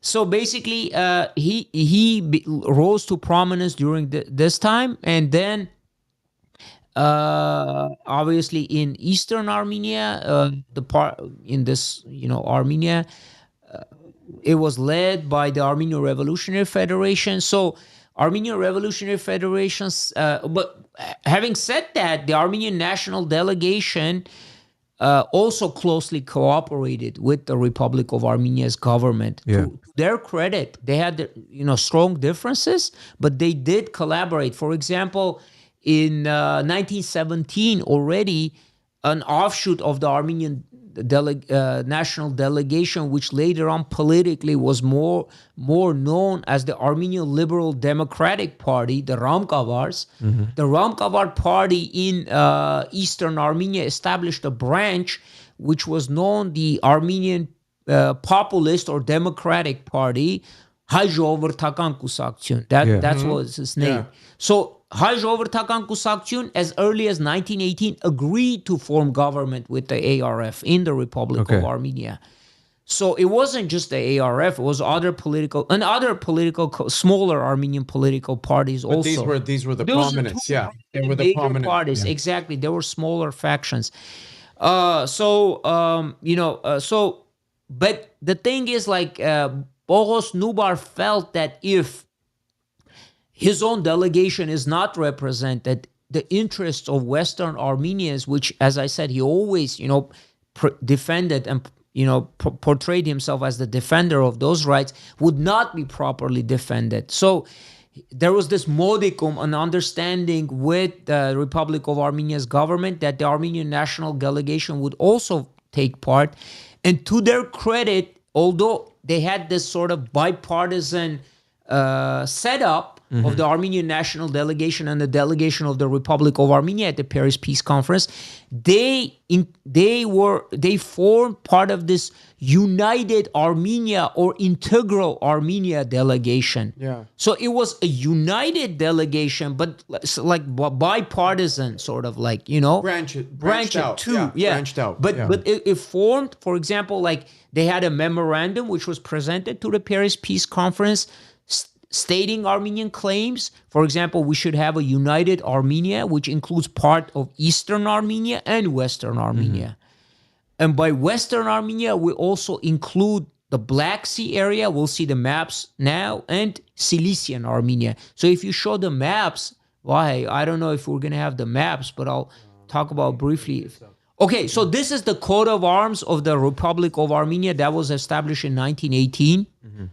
It was later modified today. If you see the version today, it's a change. But this is the original coat of arms, Okay. Some people argue that aesthetically it looks more impressive than the coat of arms we have today. I don't know, Yeah. I would argue a little bit, sure, but it looks very British in that last one. But right. That's just me saying. Right. And this is the territory of the Republic of Armenia before the peace conference, before the inclusion of Western Armenia. And this is actually a very important map because this is a British map from 1919, okay? Early 1919, before the inclusion of Western Armenia as part of Republic of Armenia, that we see parts of Artsakh up to the territory of Ganzak is included as part of the Republic of Armenia and Nakhichevan. So the British in 1919, they made sure that Nakhichevan, Kars, all these areas that still had very strong resistance to our Republic of Armenia, these rogue elements, these Tatar and Turkish elements, basically there were these Tatar paramilitary forces often led by Turkish officers, Ottoman Turkish officers led these elements. They resisted. They didn't want Nakhichevan and Kars to be part of Armenia. So the British troops actually said, this is Armenia, and they helped the British troops stationed in the Caucasus after the Treaty of Mudros. Remember, we talked about them in the Treaty of not a treaty, but we talked about William Thompson and others, that there was a strong British presence. They actually drove these bands away. And Artsakh, as we can see, this is a British map published in London, 1919. Not only the so-called Soviet territory that was marked as Artsakh, the NKAO, Nagorno-Karabakh, but adjoining areas that so-called is called like the adjoining regions of Azerbaijan, quote-unquote, occupied. It was part of the Republic of Armenia. This is a British map. You know, that's funny you bring that up. I'm glad you brought that up because last episode, obviously, and everybody else who watched it, we have, Tom DeWall, the journalist on our show. And it's going to get interesting. And first of all, to our audience member, I know a lot of you guys had questions and you guys wanted us to ask him, but we had limited time. There's certain people that we can have him only for a certain amount of time. And the topic was about his book. And there was a moment where we talked about, he was talking about these 7 regions that, and the way he put it was that, outside of the Nagorno-Karabakh, which is the, Stepanakert and some of the parts that the way he put it, and all due respect to Tom, that he didn't feel any more, what was the word he used? Like he didn't care for the Armenians outside of that because that is Azerbaijani land, which I kind of fired back in a way, in the nicest possible way. And again, Tom is an important person in the journalistic world, and I respect what he does. But my thing towards him was like, well, these are historically lands. And I think that misconception is that when we say historical lands, it doesn't mean you want to drive out the people who are there. There's many historical lands where you had, other people who have settled there. So what would you say to that, that he said that outside of the Nagorno-Karabakh region, that, his sympathy for the Armenians stops there. Like anything above that, or outside of that is Azerbaijani. Right. Well, first of all, Thomas DeWall has done important work by just, writing that book, doing the research. Absolutely. Yeah. But, I respectfully disagree with that thesis, because first of all, like, why are you legitimizing illegal decisions made by Stalin? This sort of single-handed decision, who basically, took a pen and drew, these are the borders of Nagorno-Karabakh autonomous region. He just took a pen and drew it, leaving out these Armenian villages, hundreds of Armenian villages of northern Artsakh out of this area. Who's to say that's not part of it? It always has been, for thousands of years, has been populated by Armenians. And we did talk about this in the Artsakh episode that, it was just made, like even the Azeris themselves, so-called Azeris, they said, yes, we don't want trouble with the Armenians. We want to get along. Let's have this part of Armenia. But Stalin said, wait a minute, we have to accommodate Turkey. So let's make a so-called pro-Azeri policy. So Mustafa Kemal is pressuring me saying do some decisions that favor the Azeris, so I have to do this to strengthen the Soviet-Turkish alliance against the West, by the way. Why are we honoring these decisions, these illegal decisions made not even by not even like the Communist Party, but a single sort of like dictatorially minded person who made these illegal decisions? I mean, for example, Western powers don't recognize the annexation, for example, of the Baltic states by Stalin, right? Yeah. They consider that trampling upon international law. Then why are you recognizing and enforcing the occupation and illegal annexation of parts of the Republic of Armenia? Great point. Why do you have this double standard? Why in the Baltic states that's an occupation, but when the Bolsheviks and Stalin did that, because Stalin even back then in 1920-21, he was already a powerful Bolshevik leader, head of the commissars for the nationalities. Okay, he was a powerful leader, and he made that decision, single-handed decision back in 1921. And I already stated why he made that decision, to accommodate Mustafa Kemal, who he viewed as his ally against the West. I mean, that's a classic trampling upon international law. We'll talk about the illegal invasion, occupation, and partition of the Republic of Armenia. It's funny you say that. Do you see the history repeating itself? Well, of course. Are you kidding me? I mean, this is, Russia holding the hand of Aliyev, Turkey. Well, it's more Turkey and Russia. Yeah. And then Azeris are, again, so-called Azeris. Aliyev is just a tool in my I love how he assessment. said so-called Azeris. I mean, but they are. But they are. I know. Because we talked about this. The real Azeris, state. The real Azeris, the Azaris, these people live south of the Arax River. They're like, those are the people, and it's called actually Azari in Iranian. That's an Iranian ancient province. This territory has never been part of Azerbaijan. And they're trying, and we've talked about this. Yeah. They're trying to stake claim to it because Exactly. of the name. Yeah, it's kind of crazy. Yeah. I mean, again, we had a comment that Baku is Bakurakert. Bakurakert, Well, I mean, I don't know if we want to go that far. No, I mean, that definitely it's not part of Azerbaijan, but I wouldn't call it Armenia. Let's just put it that way. It's not. We had ancient Albania. Later on, it was known as Shirvan. They were allied. But there was Armenian kings there, right? Isn't there part? Well, kind of, but we had periods that we also occupied that territory. But historically, Armenia extended to the Caspian Sea through the Kura and Araxes River, which is the last province, is Paitakaran, which is kind of south of the Absheron Peninsula, Baku. And that's it. That's where the border stops. That's it. Okay. All right. So to those of you who claim, listen, we have to be fair about this situation. As accurate as possible. Yeah. Historically accurate facts. And history is on, the Thank truth. you. That's because when you have conversations, sorry, Mike, and I want to point this out. We have a lot of audience members and people that in our circle of friends that we talk about. Oh, Baku was built by Armenians. This maybe some architects helped and this and that. But again, that border is so important. Right. We cannot claim lands that were not ours because then you're doing what they're doing. What they're doing, Yeah. exactly. So be careful with that, guys. Exactly. There's no need for us to claim. There's no that, Yeah. Besides that, don't forget that this is an area that had an occupation of many, many types of tribes and individuals from different nationalities and different heritages. We can't stake claim to every single piece of territory. Absolutely.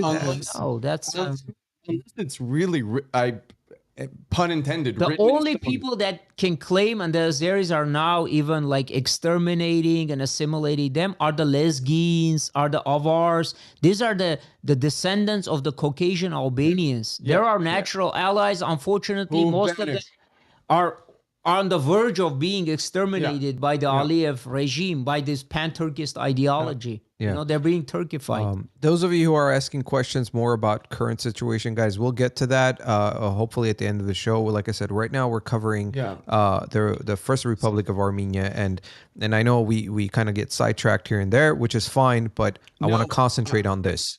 Speaking of this time period, I have a really interesting question.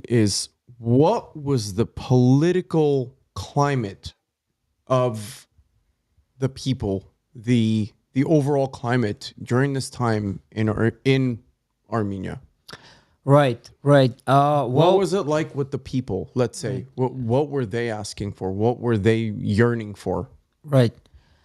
Well, to be honest, the worst position that the Armenian population in the Republic of Armenia faced were these survivors of the Armenian genocide. And if you can just imagine, hundreds of thousands of these survivors had poured in after 1915 into Armenia, and then they were the most vulnerable population. So there was a lot of malnutrition, a lot of starvation, a lot of disease. And even the survivors, we were losing hundreds of survivors, these orphans, little children, by the hundreds every day in the Republic of Armenia as soon as it was established.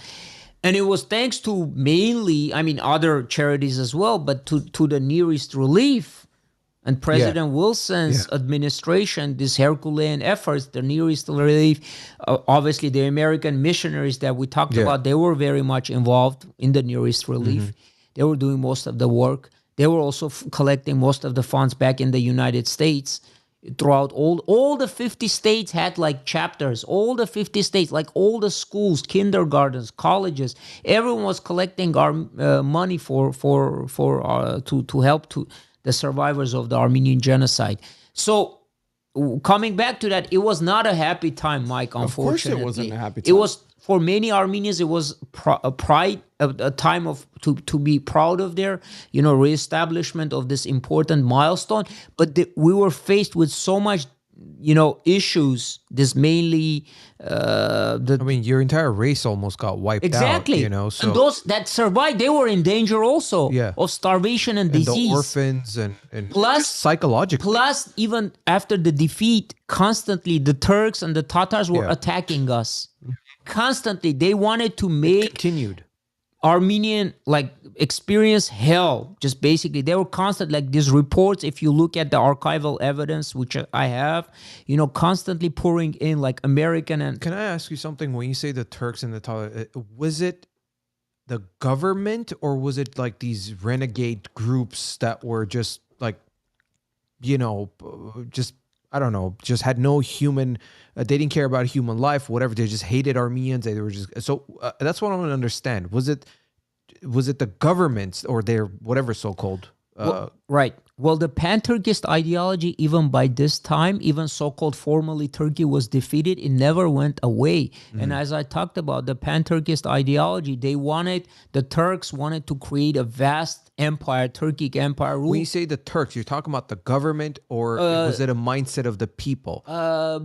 Because there's this constant argument. Very strong elements within the Turkish government, the so-called Young Turk movement. People like Enver Pasha, who was one of the three Pashas. He was the main proponent of the pan-Turkist ideology, and he remained so until he was basically eliminated by an Armenian hero serving in the Russian army. Okay.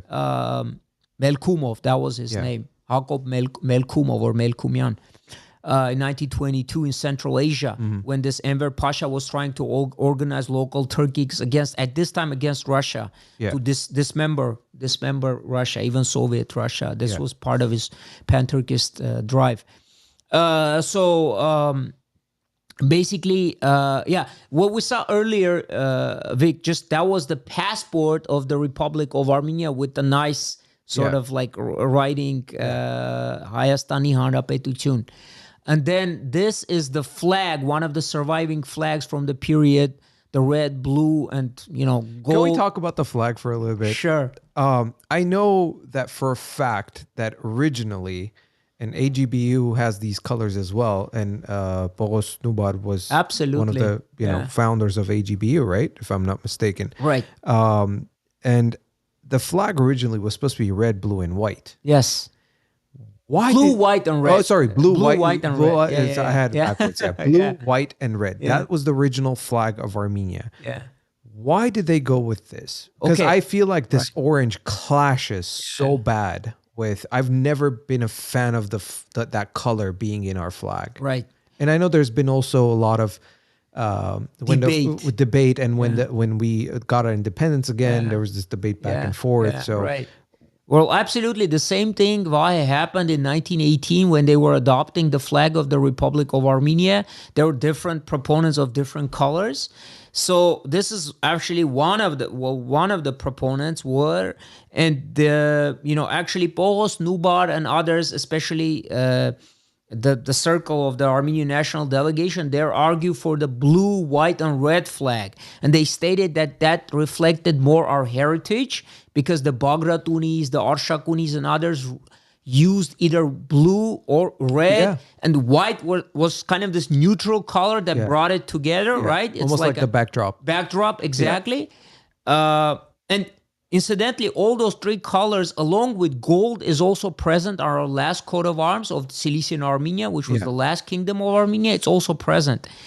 But the proponents of these colors sort of won out in the parliament of the Republic of Armenia. And initially, there were actually proponents of red, blue, and gold or yellow. But then, according to Simon Varatsian, who was the last prime minister of the Republic of Armenia, who wrote his memoir, Hayastani Hanrapetutun, in 1928, for the 10th anniversary of the Republic of Armenia, he actually states that it was actually Khajaznouni, Hovannes Khajaznouni, the first prime minister of the Republic of Armenia, who argued in favor of the color orange.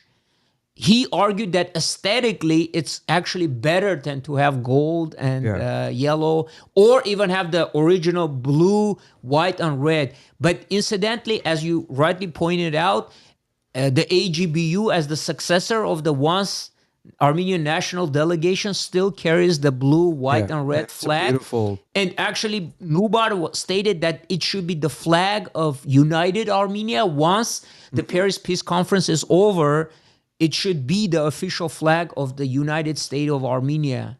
Blue, white, and red. And actually several... United States of Armenia. Yeah. Well, United Armenia. Well, I mean, we've already talked about the United Kingdom of Armenia in the 11th century. But you see why united, right? Because it brought together two portions. The provinces. Exactly. All the... And, they made a very clear argument that, Armenia was artificially divided by foreign invaders. Armenia is integral. Armenia is one. The Armenian people are one. Yeah. No. It's always been the case. It's always been the case. Yeah. Even our literary language, why did we develop Western Armenian and Eastern Armenian? Because Armenia was divided, and a part of Armenian intelligentsia was in Constantinople under the Ottomans. Another part of Armenia was in Tiflis, in parts of Russian control areas.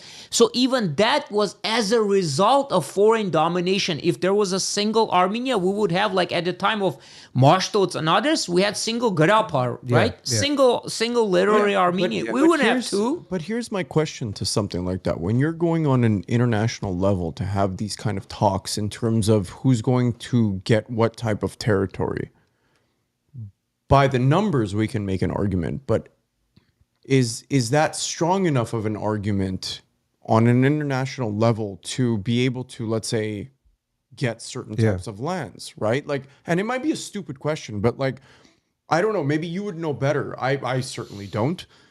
But on a level like this, where you're handing off lands to certain factions, to certain people, or making arguments for this, is that powerful enough of an argument, right, to these allies or states of heads of state, that are overseeing these arguments? Well, that's a good question, Mike. Actually, it's not a stupid question. It's a very good question. But the thing is, the Allies were actually sympathetic to our Armenian side, because they actually said that Armenia, as a viable state, starting with President Wilson first and foremost, as a viable state, if it's going to be a viable state, a strong state, a prosperous state, it needs access to the sea, and not only just one sea, but two seas. Because, for example, Black Sea, it's a Black Sea basin, right? Yes. You can't get there and get into international waters as the Mediterranean is. It's like closed up because the Turks, for example, if they control the straits of the Dardanelles, the Bosphorus and the Dardanelles, they would just simply close that area and you would be locked in, right? I mean, which is the case now. Which is the case now, right? They control that part. That's why even back then, the Allies said they shouldn't control the straits of Bosphorus. It should be a neutral zone at best. It shouldn't be part of Turkish controlled. And they were right because that's like they can always blackmail and use that against certain actions. They box you in. Yeah. So the Mediterranean was actually a sea that had access to other oceans and other seas. So Armenia had to have access to the Black and Mediterranean seas. And this was actually proposed, we'll see the maps just a little bit later, by the Americans, by the British and the Allies. So they were on board. They actually supported United Armenia from sea to sea. That was official of British and American policy.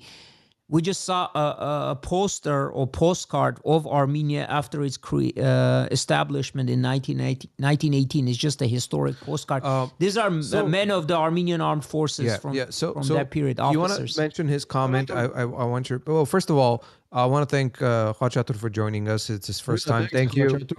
Appreciate it, give us a like and follow us and share with your family and friends. But yeah, you want to ask California Dreamin'? Yeah. Go ahead and post that really quick. Yeah.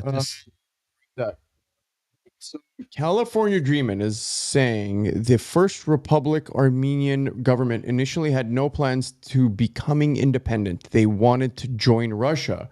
But since both Georgia and Azerbaijan declared independence, Armenia had no choice. What do you say to that? Well, there's certain truth to that, but I wouldn't say Armenia had no choice to say that this is an important to differentiate, okay?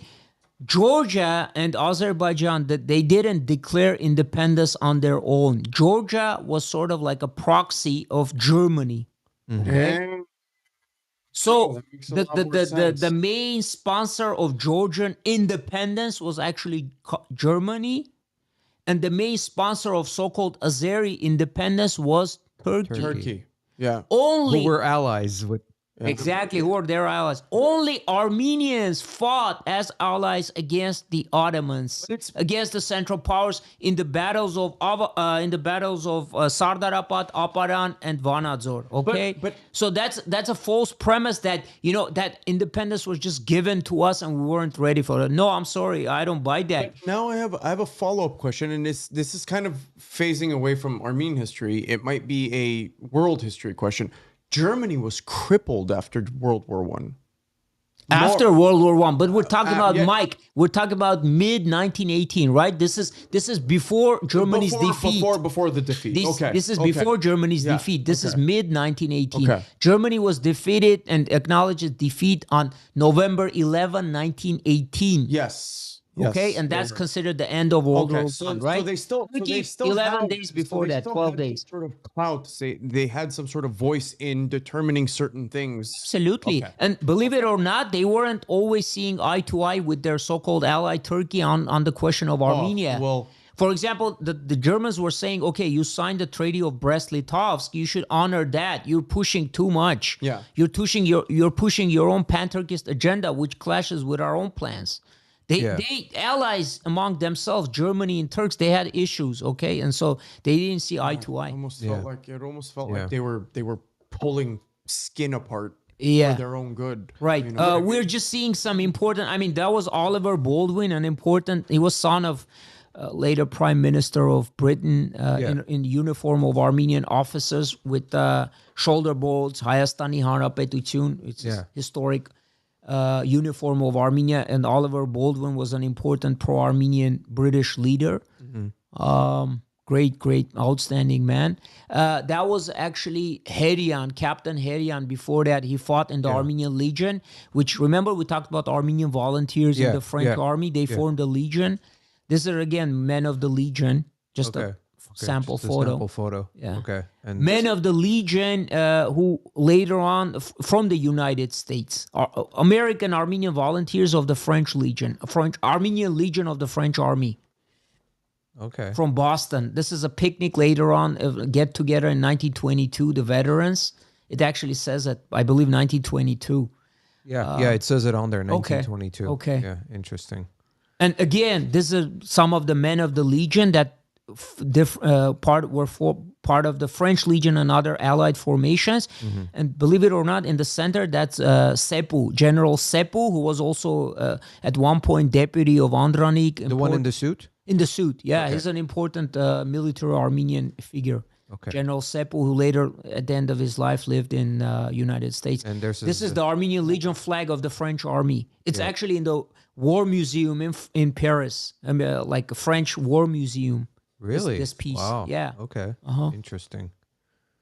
And this is the telegram by President Woodrow Wilson to Armenian American leaders, Azatyan, Kulakian, and others, that, I fully support the creation of independent Armenia, and it's going to be, obviously United Armenia in the Paris Peace Conference. This is Crazy. That's a telegram. Yeah. And the descendant of... that's insane. Yeah, you're not going to see this anywhere else, guys. Yeah. This is archival. This is special. Yes. Again, see, this resolution was adopted in the Senate, that's saying Armenia should be united from sea to sea, and it says what territory it should encompass. Do you see Cilicia and Trebizond? Yeah. Trebizond basically access to the Black Sea, Cilicia access to the Mediterranean Sea, and Eastern Armenia as well. This resolution was adopted in 1918 in the Senate of the United States. Yeah. That those would be the boundaries of the united Armenia. Now, Geb, I know you said, and I'm sorry to sound repetitive, but I'm sure some of the audience members might want to know, is some of these documents, they are archived in Armenia. They are not public information. Yes, I mean specifically no? this is also this is public domain. So this for example is not part of a I have such documents which are like haven't even been digitized. I've digitized them myself, Yeah. But this specifically, it's part of the, Senate and Congress archive. So it's readily available. I mean, To everybody's joining us, thank you guys. Do me a favor, hit that thumbs up button. Those of you who are joining us for the first time, thank you so much. Please share this with your friends and family or whoever's up. Have them join us. Watch this. This is so important. You guys have no idea what type of information we're presenting. You're not going to get this anywhere else. This man is a treasure trove, and we are lucky to have him here. And also, again, I will keep pushing the promotion that we have. You guys, we want everybody who's local in the LA area to join us at the MerTalk event, exploring the Cradle of Armenia, Cradle of a Civilization, I should say, which is Armenia. This guy talk. Not just that. When you guys come to this event, we are gonna take you back to where it all began. There's going to be amazing slides, Armenian highlands. We're going to cover some amazing topics. Bring your family members, bring your kids who are old enough to understand this. I'm seeing only 2 scans. Go ahead, guys, scan that, get your ticket, join us. It's a Thursday night, March 30th at 8 p.m. We have a social hour at 7. We're going to have some surprises for everybody. It's going to be a great panel talk. So go ahead and do that right now. All right. So moving on. Do you want to keep going with should I go to the next question? Or you want to go with the slides? What do you? Let's cover this. This is part of what we talked about. So this is actually again rare photo. We see Bohos Nubar on the left, and on the right Avetis Aharonyan, the leader of the Armenian delegation of the Republic of Armenia. So these are the 2 men that led the United Armenia delegation to the Paris Peace Conference. Okay. And unbelievable. Yeah, this is just another photo of Bohos Nubar and Avetis Aharonyan, again in Paris. And we talked about, we're going to do a special episode on Bohos Nubar. Yes. He's such an important person that a lot of people don't know about. And we've had people who have reached out to us asking us to do it. We will do that, guys. Just all in good time. We have so much content to present to you guys. We will get there hopefully sooner than later. But, time. And here is a map from 1919. This is an American map. As you can see, already the borders of United Armenia are outlined, including access to the Black and the Mediterranean Sea. Do you see the territory? We'll have more maps. This is just one. I mean, the maps of the period from 1919 and 1920, they feature these all territories of Armenia as, covering this territory. Gevork, again, these were proposed maps, or they were maps by certain delegations that that's a great question. So in 1919, a wider territory of Armenia was proposed. Eventually that shrank to a territory, as we know, which is the arbitrary award of President Woodrow Wilson that we will talk about. Yeah. So, but this was proposed, and eventually, this is the proposal. There you go. Do you see the axis black north and the Mediterranean? Can we just put this back? You got to manage a lot of Kurds. Jeez. Okay, here's just another map of United Armenia, C2C. Again, these are all British, American, European maps of the period, showing this territory. Yeah, and it was such a time of turmoil in terms of the map restructuring. I mean, look at that map. Right? And this map, this was actually prepared by the Foreign Office of Great Britain and submitted to the Paris Peace Conference as the British proposal for the reestablishment of the state of Armenia. And this was a important map, and on the left you see Herbert Hoover, who later on became the president in the 20s of the 30s of the United States.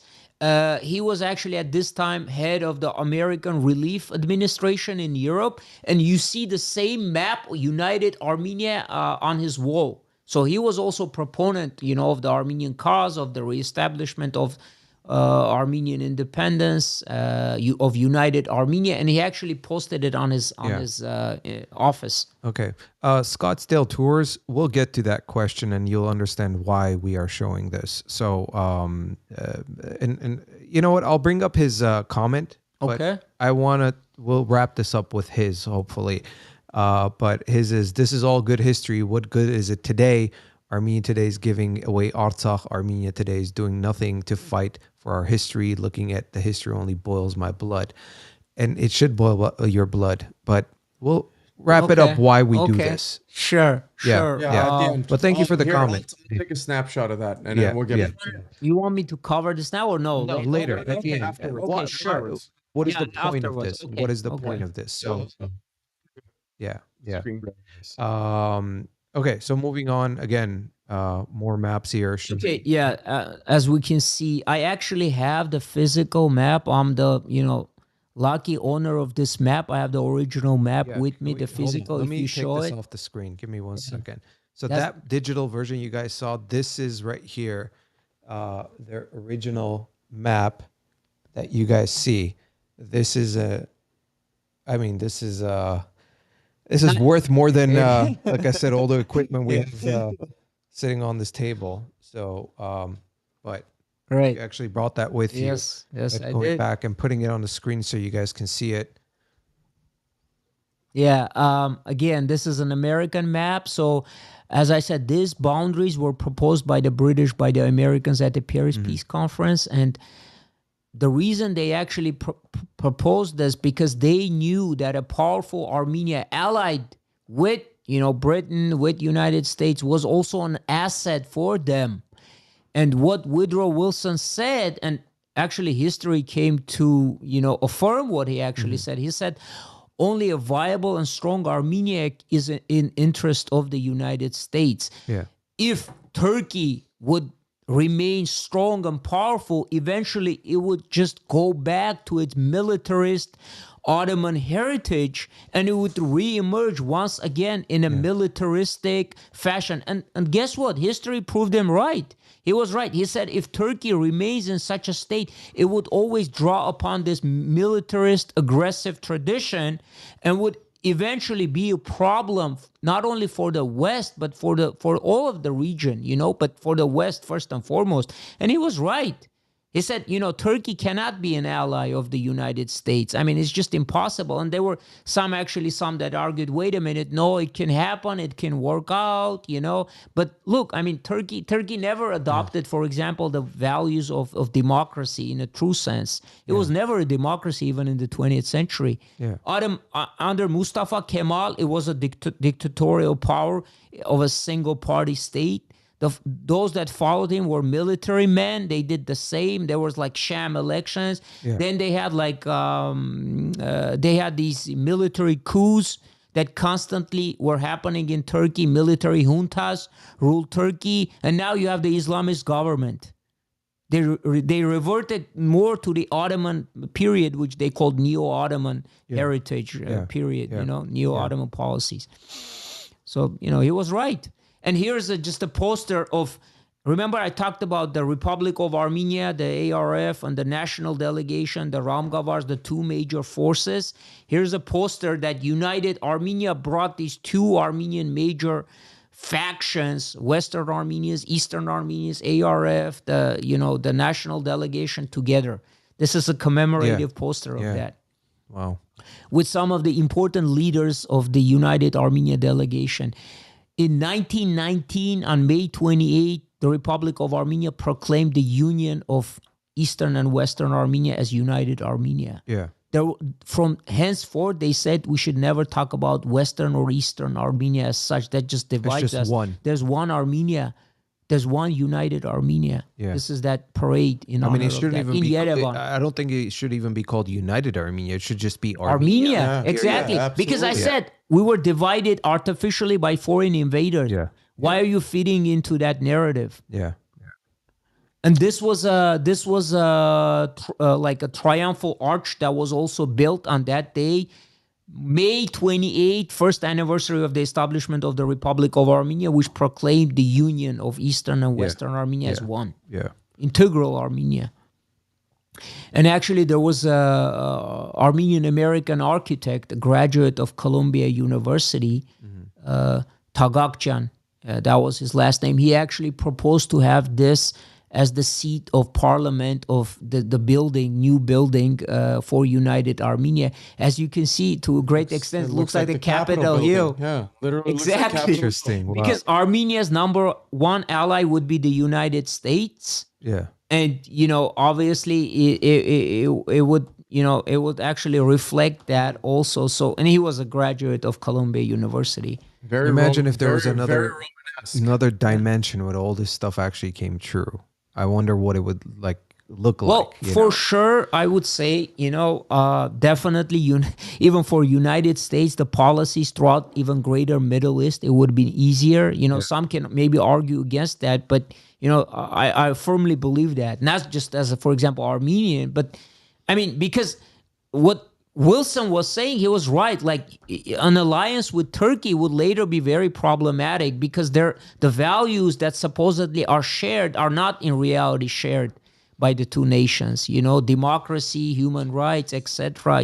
And if we look today, like I said, history proved them out. Look at Erdogan. Look at what Erdogan is doing. He just reverted totally to the Ottoman period. Yeah, he's like hardcore Islamic, fundamental. Yeah. I mean, his days are counted. So, those were scouts who were also like with a poster saying "United Armenia, Free United Armenia," and here are the delegates to the United States of United Armenia, encompassing members of the national delegation and the Republic of Armenia. They actually joined together as the delegation of United Armenia, and they came in 1919. End of 1919, October, November, to the United States. This was a group photo of them. You see Andranik, Kajazluni, Armen Garo, who was the first Armenian ambassador to the United States in the back, and other prominent, Hagop Bagratuni, prominent Armenian general who also became later the Armenian ambassador to Great Britain. Top ministers of our great photo. Yeah, it is. Look how sharp it looks for that time period, right? Wow. Yeah, it's a studio photo. Yeah, and this is actually, as you see, this is in the United States. Look at those flags. East Coast. Yeah, you see Andranik seated in the center. This is 1919 when he came in November or December. Right here. Yeah, Yeah, there he is. Exactly. with the Armenian flag. Yeah, he's right. I know it's a little bit washed, but if you guys can pay attention to next to the lady, between the lady and the gentleman, that's seated on right there. Yeah. Wow, wow, that's amazing. I mean, I've never seen these photos. This is amazing. Thank you for bringing this along. This is actually Armenian American veterans who served in the American Armed Forces. They paraded in April of 1920, right before the recognition of the Republic of Armenia by the United States. This is in Washington, D.C. on Capitol Hill. Wow. Yeah.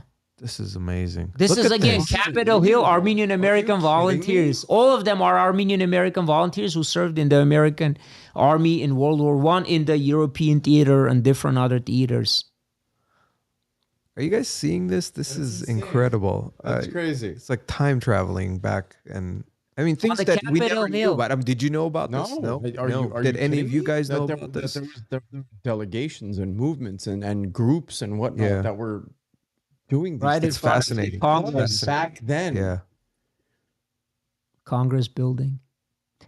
This is a close up of the same photo. Just if you see some of the faces. Yeah. There's all those young Armenian men. Yeah. With their Armenian sailors, Marines, just servicemen, Armenian blood boiling in there. Again, like sailors, Marines, officers. Yeah. Those of you who will be listening to our podcast later on, I suggest you guys come and watch it on YouTube.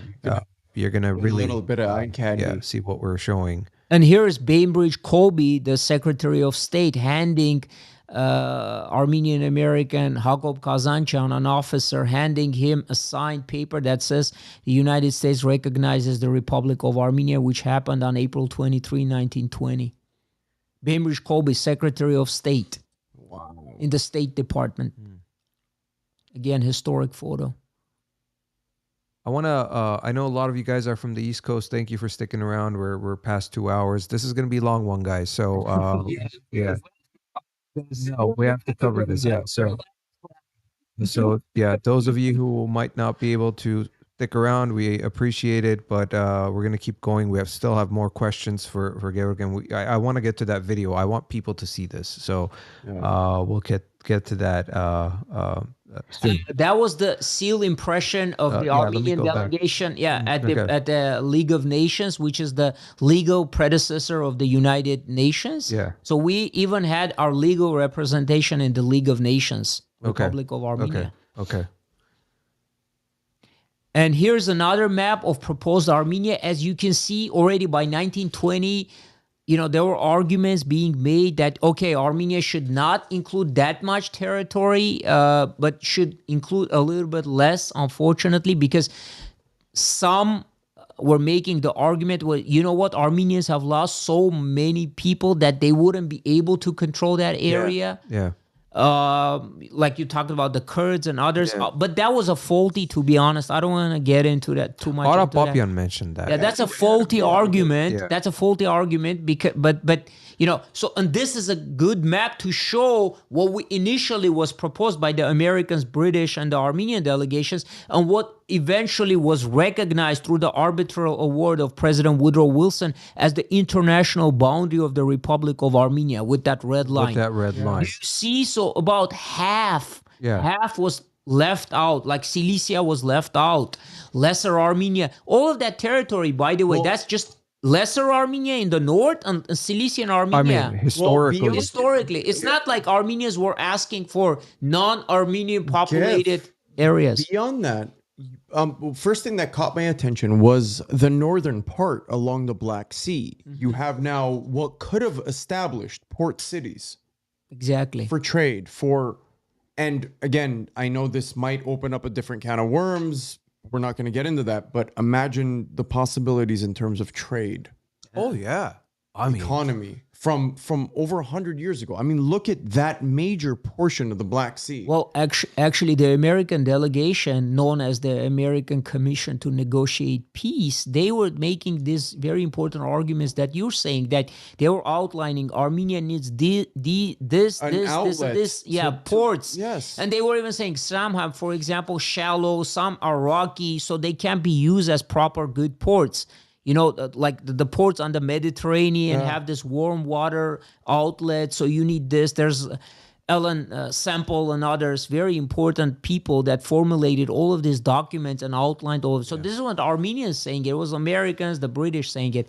And as you can see, already by 1920, the Manchester Guardian, which is one of the leading British newspapers of the time, it said that in the San Remo Conference, which was basically as part of the greater Paris Peace Conference, in April of 1920, already decided that 4 provinces of Western Armenia were part of the Republic of Armenia. So kind of they narrowed down this United Armenia territory, unfortunately leaving Cilicia out of the state of Armenia, but at least the 4 provinces were definitely to be part of Armenia.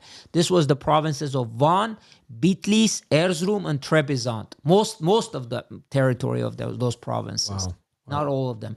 And this is the Manchester Guardian. And here's the arbitral award map made in the State Department. This was actually made in the State Department by specialists led by William Westerman, who was the head of the commission that outlined this map, considering various factors, mostly like natural frontiers and other. But as you can see, it included most of the territory. This is the western frontier of the Republic of Armenia with Turkey, and this is internationally recognized boundary because it was made as an arbitral award. And I know Ara Papian obviously talked a lot about the importance of that.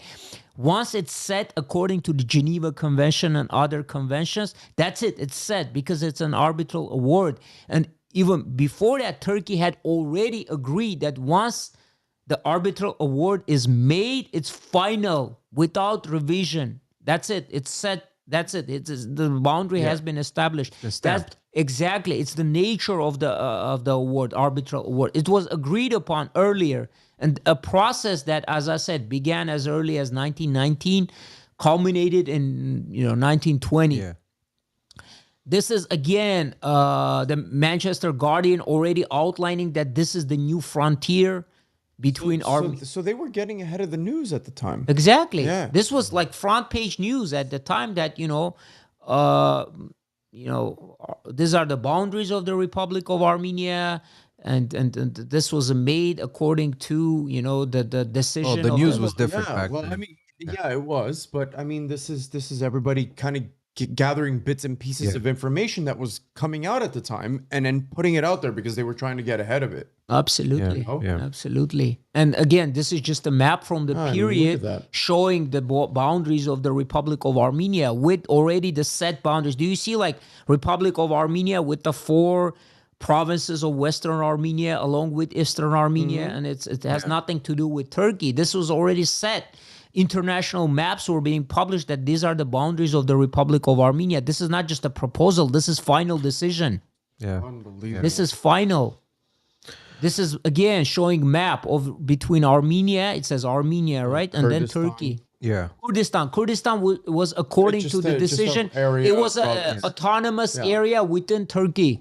Yeah. But Armenia was fully granted independence, and part of the Republic of Armenia had nothing to do with Turkey. Yeah. And I understand the frustration of Scottsdale tours. I don't know what your name is, but seeing all these and what could have been. I mean, we share the frustration. Yeah, we share it with everybody. Again, we'll talk about the Bolshevik and Kemalist collaboration. That is what led to the downfall of the Republic. So if you have somebody to blame those that brought this about, mainly Lenin, Bolsheviks, who supplied the Turks, the Kemalists, with arms, gold, and everything necessary to destroy Armenian independence and occupy Armenia. Yeah. Again, this is the National Geographic map of the National Geographic from 1921. So this is even after the Bolsheviks had occupied Armenia. But it doesn't matter. In the United States, throughout the 20s, 30s, even 40s, these maps were being published of the borders, genuine and true borders, international borders of the Republic of Armenia, with the 4 provinces of Western Armenia included. Yeah. To those of you, and I get it's easier to be a pessimist, and I really don't. I don't say I don't like that, but I really look down upon people who just. It's easy to be pessimist, guys. You gotta have hope. Things will change. Things will come if we unite. The point of this is, why are we doing this? We want to educate everybody who might not know about this stuff as Armenians, and it doesn't matter if you're quarter Armenian, half Armenian, full Armenian, Western Berutahai, or have an Armenian friend, Persian Armenian, whatever. The point, and why do we do it in English? So later on, non-Armenians watch this, share it with your non-Armenians to learn about the truth of what happened, because this is what's going to eventually help us to move our this movement of hopefully one day setting things right. Exactly. And it doesn't matter if it takes 50 years. It doesn't matter if we don't get to see it. Maybe our kids will see it. Maybe our grandchildren will see it. But you can't just be pessimist and go, oh, well, it's never going to happen. Oh, this, oh, that. If you're going to live your life like that, then I feel sorry for you. I'm sorry. Exactly. Well, beyond that, there's also, as we've mentioned many, many times before, I know you're a big proponent of this too, Gev, is the falsification of our history. Yeah. Right? So here, we're documenting it. There you go. And this is you're talking about 20th century. What we're going to do at the event, we're going to document going back 6,000 years or even more. More. So again, I really want our brothers and sisters to become optimists. Stop with the negativity. And a part of it is arming yourself with knowledge. Yeah. Absolutely. I mean, again, we took on this journey. We didn't know anything, you know? We have to start by, first of all, talking about this, clarifying things, getting the word out. Yeah. As Tell our Bible, story. As the Bible says, in the beginning was the word. Yeah. You have to, first of all, talk about this. Even talking about it, it's very powerful. Absolutely. Yeah. We have to be, in a sense, we have to, first of all, inform the people, everyone, Armenians, non-Armenians, whatever. Yeah. We have to speak these truths. Yeah. Then we can initiate action. Then we can initiate right action. You have to be informed so you can make informed decisions and take informed steps. Yeah. If you're misinformed, it's not gonna happen. Yeah. Again, we're looking at pictures of the Armenian volunteer cavalry. Exactly. This is the first image was actually leaders of the First Republic, Hamazas Bohajanyan, the prime minister when the arbitrary award was made. This is the cabinet during this time, and showing part of the Republic of Armenia border with the already arbitral award of President Woodrow Wilson from 1920. And here, Vic, we actually, the next photo, we actually see the Armenian cavalry. So when the arbitral award was made, I want to talk very briefly. Obviously, Lenin was not happy. Mustafa Kemal, who emerged as the so-called nationalist leader of Turkey, but he had the backing of the sort of like Turkish deep state. So he was very much not just by hap chance somebody that just came out of nowhere. Secretly he was backed by the Ottoman, like even people close to the Sultan. Sultan had remained at that time, so he was backed. He had a lot of sympathizers throughout especially the army. So he didn't just come out of nowhere. So these revanchist Turkish young Turk forces that hated Armenia, that were against Armenian independence, that pursued pan-Turkish policies, pursued Turkish hardcore nationalist policies, they basically, supported Mustafa Kemal, and he emerged as this so-called nationalist leader of Turkey. Mm-hmm. He also, the Young Turks were also closely at this time collaborating with the Bolsheviks. They had many liaison with the Bolsheviks. So they facilitated this alliance, Bolshevik Kemalist alliance. And at this time, neither the Bolshevik government of Lenin nor Mustafa Kemal were recognized as internationally recognized legal leaders of their nations. They were not recognized. They were rogue. They were movement. They were rogue leaders. Important British leaders like Lord Curzon and others who became the foreign secretary of Great Britain, he was simply calling Kemal, for example, a bandit. He was just a bandit operating out of but Kemal basically he used the Bolsheviks. He used Lenin. Lenin agreed that okay, we have like common foes in terms of allies, Great Britain, others. So I'm going to support you against Armenia, against the states, against not only Armenia, he also supported him against Greece. Because on the western front for Turkey, western portions, eastern portions of Asia Minor, and the central portions of Asia Minor, they were fighting against the Greeks. So basically, they attacked in September of 1920, the late September, the Mustafa Kemal attacked Republic of Armenia with the Bolshevik support, and the Bolsheviks attacked on the eastern side. So it was like a pincer movement, and they had already agreed to occupy and partition Armenia in their own spheres of influence, but it was an illegal attack, partition, occupation, and partition of Armenia.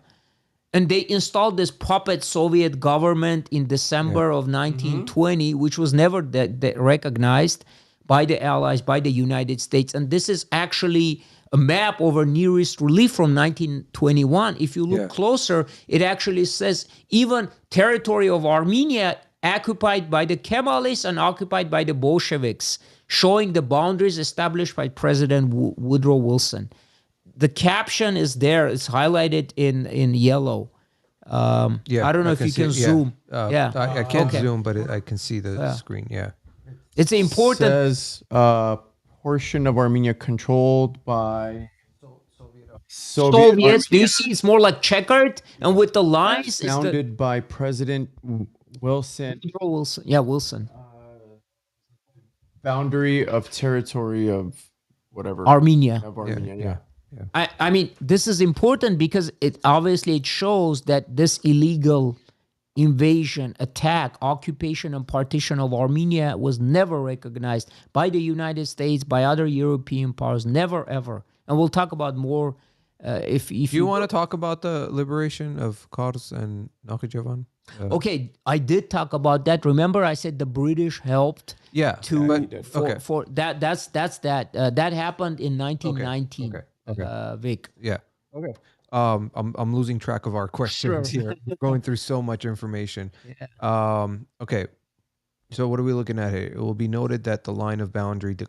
This is that. There we go. Yeah, there we go. Yeah. Okay. So as you can see, I don't want to read it. Obviously, it's on the screen. Yeah. So it's like President Wilson included territory well outside the Bolshevik claim and now controlled by Mustafa Kemal. Do you see? It clearly states that these are the international. This is from 1921 after invasion and occupation of Armenia. Yeah. Interesting. All right. Well, this is just a passport of the Republic of Armenia. I wanted to include it. It's really impressive. And by the way, this was issued in 1922 in Washington, D.C. by the Embassy of the Republic of Armenia. That is to say, as you can see, the Republic of Armenia continued to be recognized by the United States and issued these passports of the Republic. They never recognized the Soviet puppet. The seal. And this is the seal. Yeah. And it says Washington. You see in Armenian, Washington. Yeah. Amazing.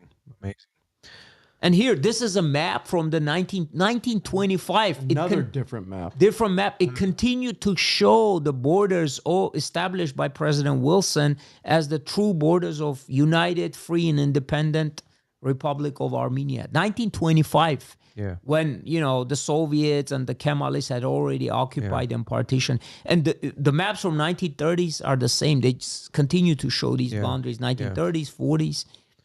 Gamer K, the passion that Gevork has, that comes from the truth. Because the man knows the truth about our history and everything that happened. That's where the passion comes. If you know the truth, you speak with passion because you want the world to know what really took place. And our goal is to go through the cluster that what it is now and bring the truth out. Absolutely. and Now- eventually we will. Now, Gevork, looking at all these maps and these proposed maps, because looking at it in hindsight, because they were proposed maps, because eventually they settled on something, right? Well, What not was- these. These were already arbitrary award. These were finalized. Yeah, Mike, initially it was proposed, the Initially, United okay, Armenia. Okay, Yeah. so now let's go back in time to that time period. What was if you have any information on this, what was the Turkish reaction to these types of, call it proposals, or we're going to put this or implement this? Right. That's a very good question. As I talked about Mustafa Kemal, basically, like the Ottoman government, the lawful government did agree, and they actually signed and agreed that as soon as the arbitral award is made, we're going to recognize that. And they actually did. They agreed initially that any decision made by the Allies, they would automatically, already when it's made, would recognize, and they did agree to it. In May of 1920, they just reaffirmed that we're going to do it. They signed the Treaty of Sevres, the Turkish delegation did, on August 10, 1920. But as I said, arbitral award was established to the San Remo.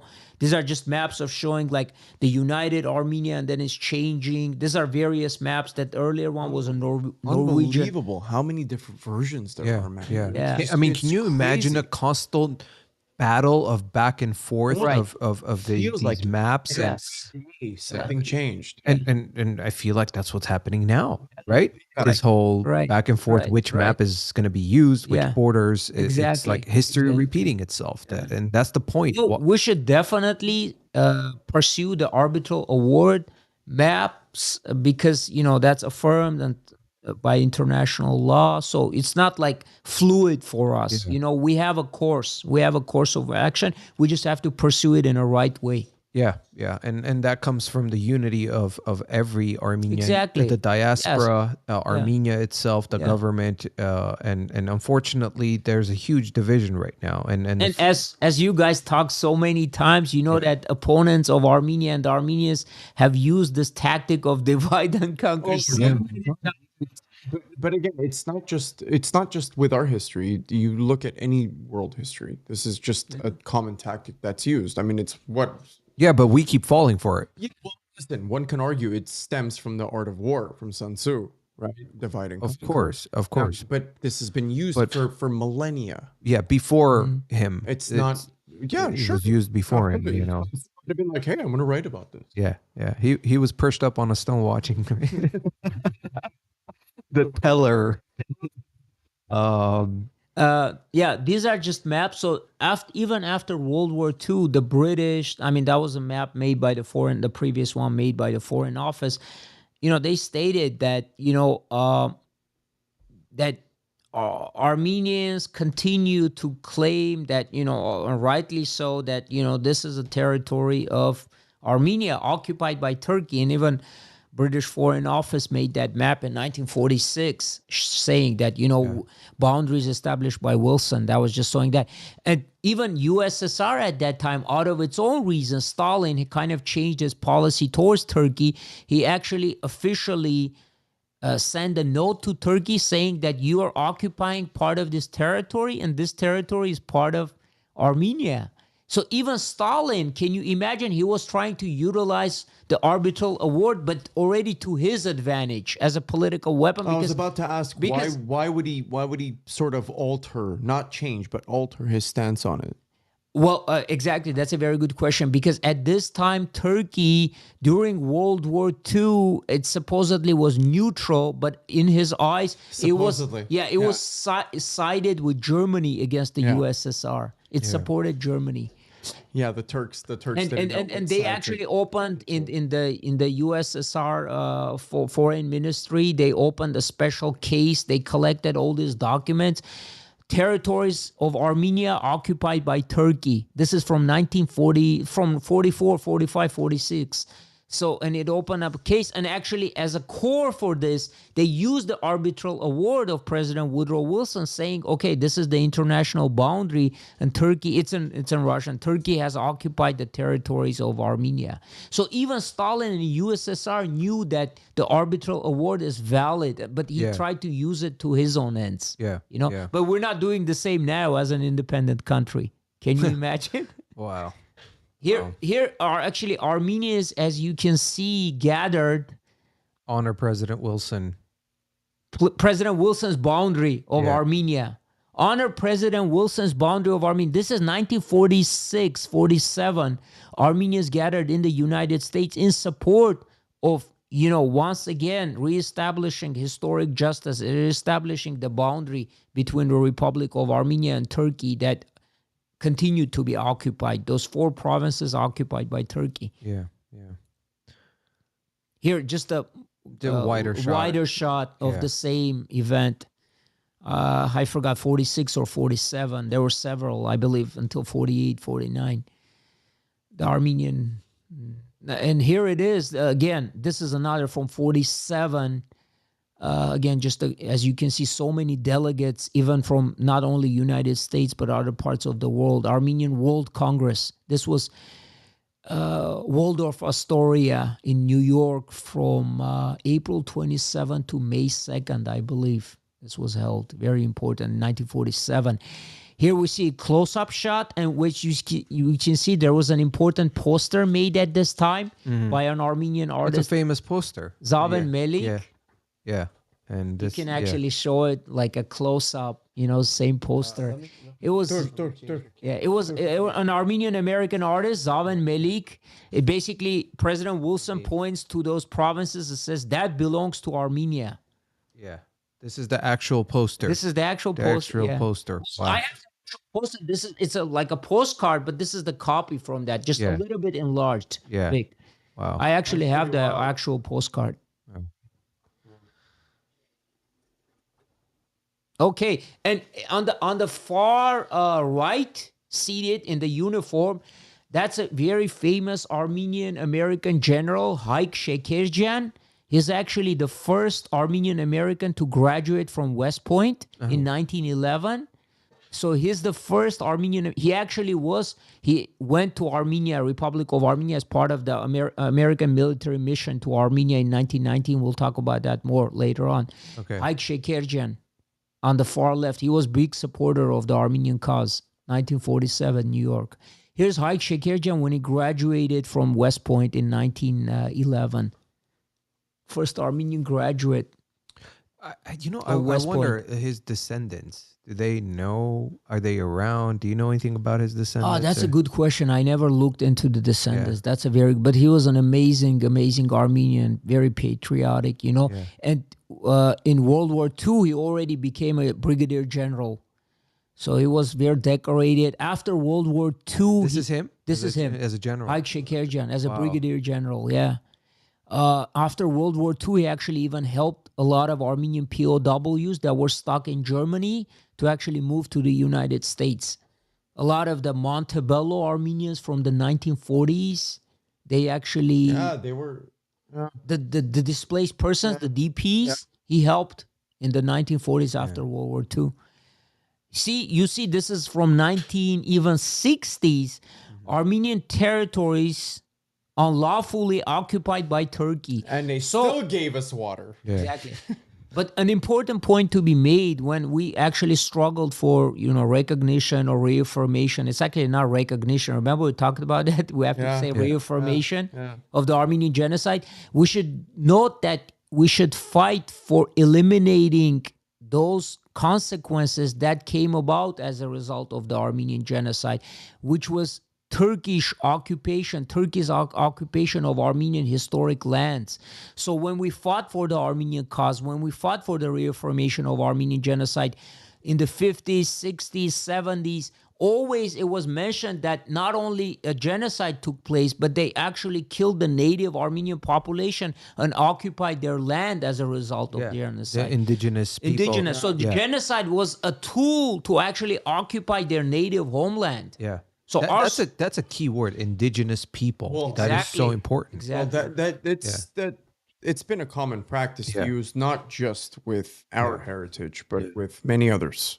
I digress. Yeah. The colonists and these people, they always displace and try to eliminate, assimilate the natives. And these are just in different languages. That was in Spanish. This is in French. Yeah. So it was throughout the years this was used. And this is a same more map. Yeah. Same more or less same boundaries. More. Yeah. Over And this over is a again. recent map that became, free, independent, and united Armenia. Azad, Ankach, Miatyal Hayastan. When you say recent, how recent?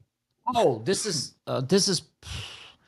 I mean, probably 5 years, 4 years. This Really? this is like, made it to remember and remind that, this is the Armenian cause. It's not the Armenian cause. It's not just recognized Armenian genocide or whatever. Yeah.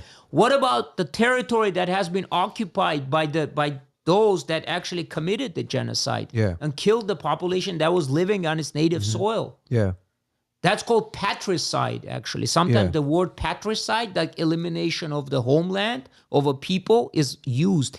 And this is amazingly a National Geographic map from 1991. So recent map. It even shows Armenia as a territory that still, they outlined it. This is as recent as 1991, in the National Geographic.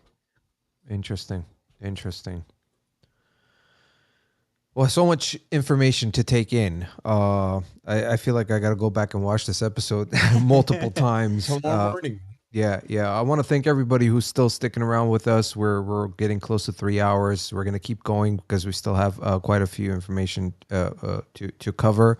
Where do you want to go from this? What do you want to talk about? Because we're kind of all over the place right now. There's actually video. Okay, you want to show that video? I want to show that video.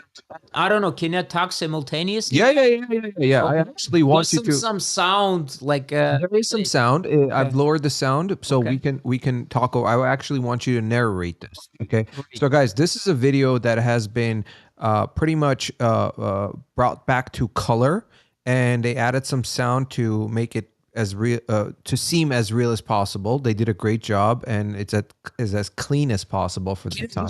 Say a couple of words before you start, so I talk about the what's going. So basically, as I said, like President Wilson was a great friend, proponent of free, independent, and united Armenia. So he sent actually a military delegation, headed by General James Harbert to Armenia. So an American military mission was sent to Armenia, which included several Armenians, including Haik Shekerjan, as an officer.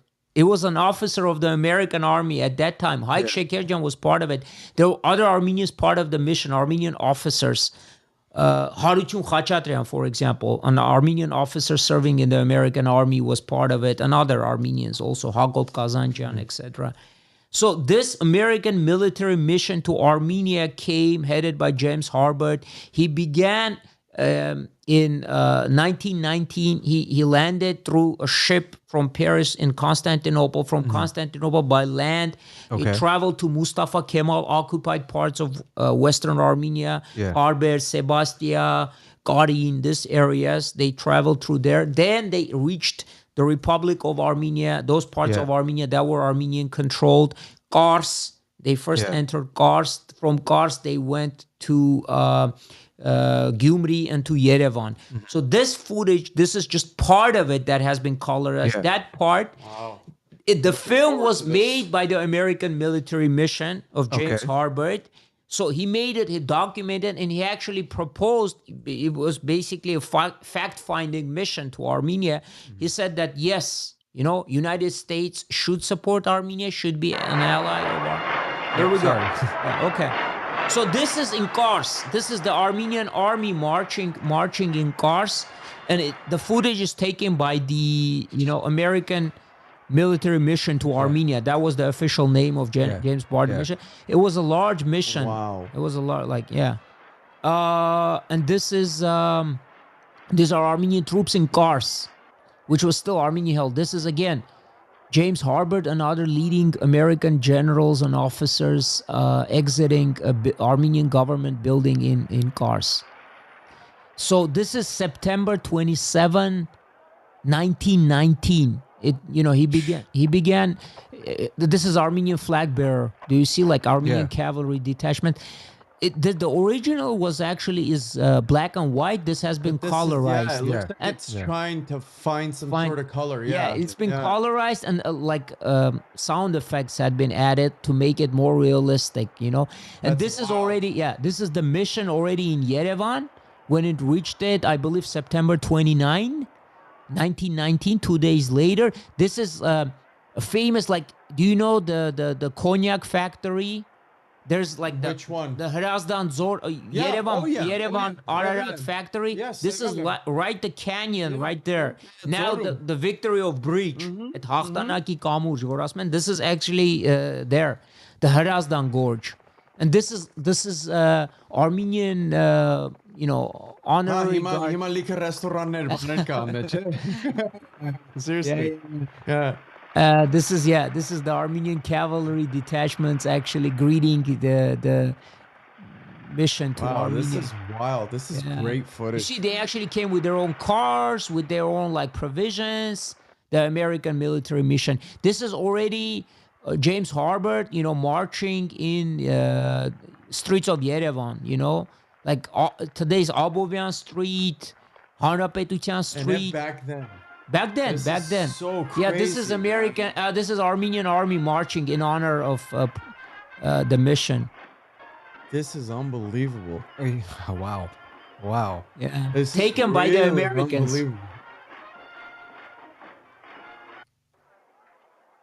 Oh my God! Streets of Yerevan. Many of these from over 100 years ago. Many of these buildings are still standing, Mike. They're still standing. Unfortunately, some they toppled them down. I mean, it was sad, but many of these old buildings are still standing. This is so cool. These are the members of the Armenian cabinet. He just, took a photo. General Araratyan, famous. Is that height? Yeah. That's Alexander Khatisyan, the prime minister, with the hat and in the uniform. That's James Harbert, the general. Okay. So you see Harbert. Yeah. This is the Herazdani Dzor in that area. They also it's a panoramic shot of the Herosner Gorge that they took. Again, this is that area, right? Like Surtarkis area leading to the Ararat brandy factory. Yeah. This is so wild. Wild. At the end, see, these are some survivors, as you can see, again, that they took a shot that impoverished and, in bad, condition. And this is already members of the mission leaving. Then they took the train back to Batum, and from Batum, through Georgia, they went to Batum, and from Batum, again, they took the ship, Martha Washington steamship, back to Constantinople, and from there to Paris and back to United States. This is going through the straits of Bosphorus, Bosphorus Strait, yeah. Constantinople, and it basically the footage ends there. This is unbelievable footage, man. This is crazy. Yeah. I'm speechless. I'm really speechless. That's sick. Yerevan, 1919. Yeah. That's more than a century, over 100 years, 104 years ago. Cool. Wow. This is amazing. Wow. Plastered in some sort of color. Yeah. Who did it? It's available on YouTube for those that are interested. It's an Armenian guy. So kudos to him, you know. He actually took the time to do that. Very proper. All right. Yeah. Well, okay. Let's continue. Okay.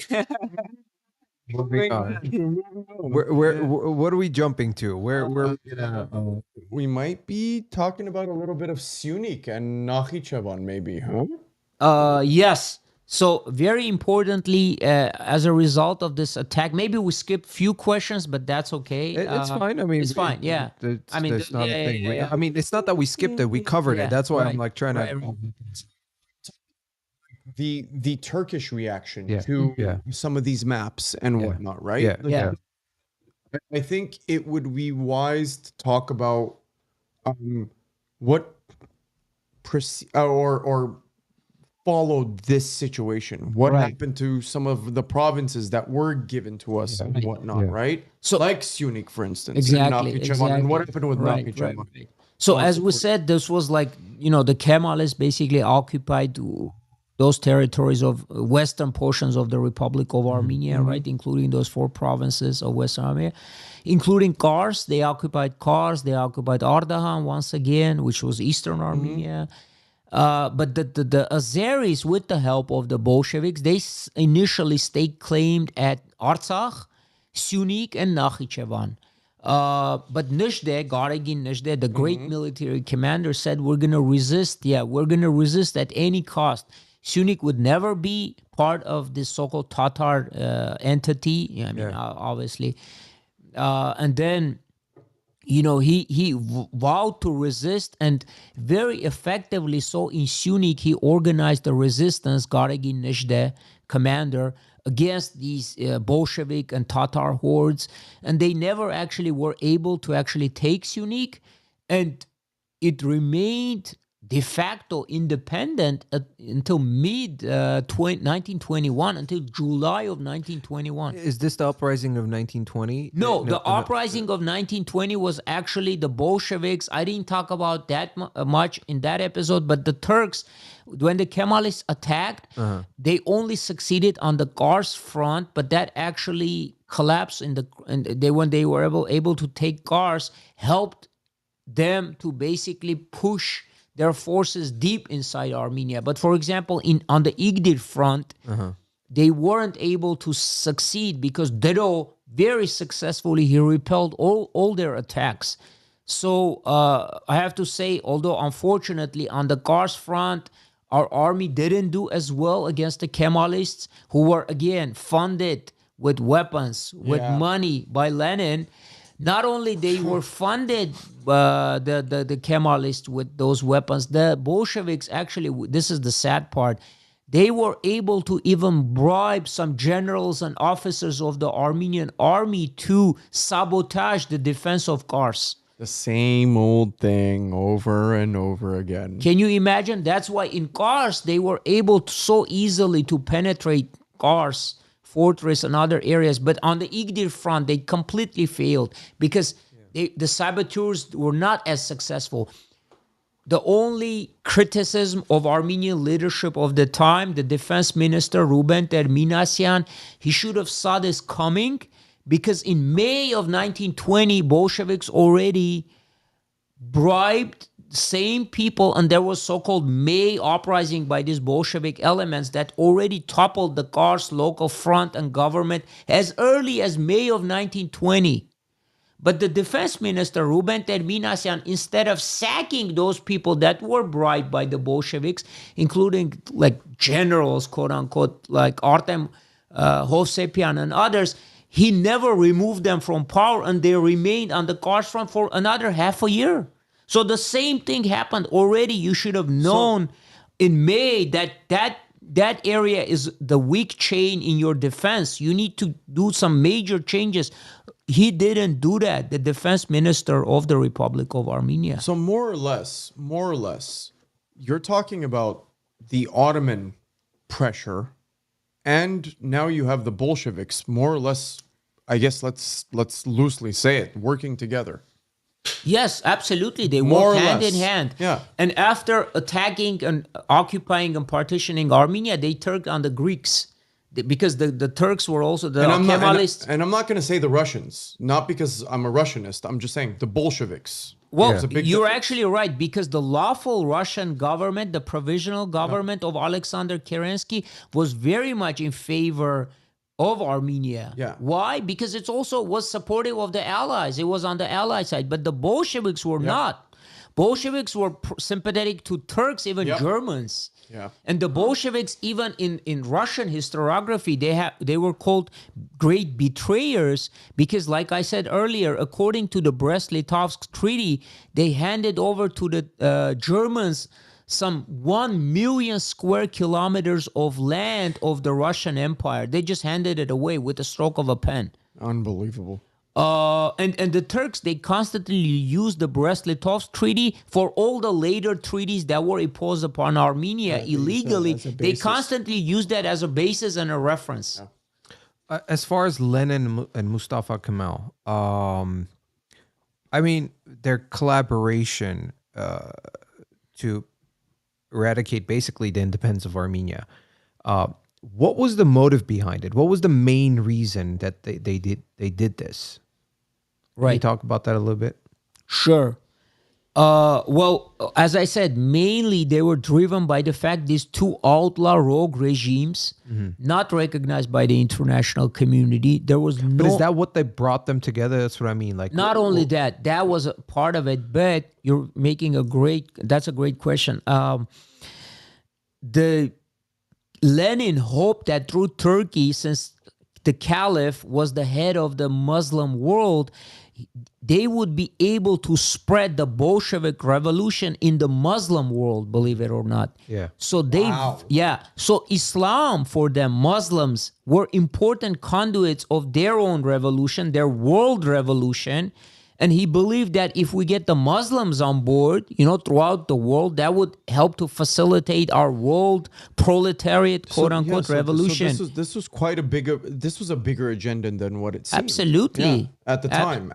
Yeah, it was a huge agenda. I mean, Lenin believed that his revolution was a world revolution. I mean, and unfortunately, we even have some Armenian Bolshevik leader. Sure, you're never going to have everything on one side. Yeah, no, but they were supportive of this agenda. They basically went against their own interests of their own people to support this so-called world proletariat revolution. I'm glad you brought that up because Edgar had a good comment earlier when we were talking about the Bolshevik movement. We kind of touched upon it briefly, but who were these Armenian leaders that pretty much were supportive and kind of backstabbed, and what Nezhda was doing, everything that was happening, and you having the U.S. involved, you're talking about a huge Armenia being what it's supposed to be. Who were they, if you can name them, and why?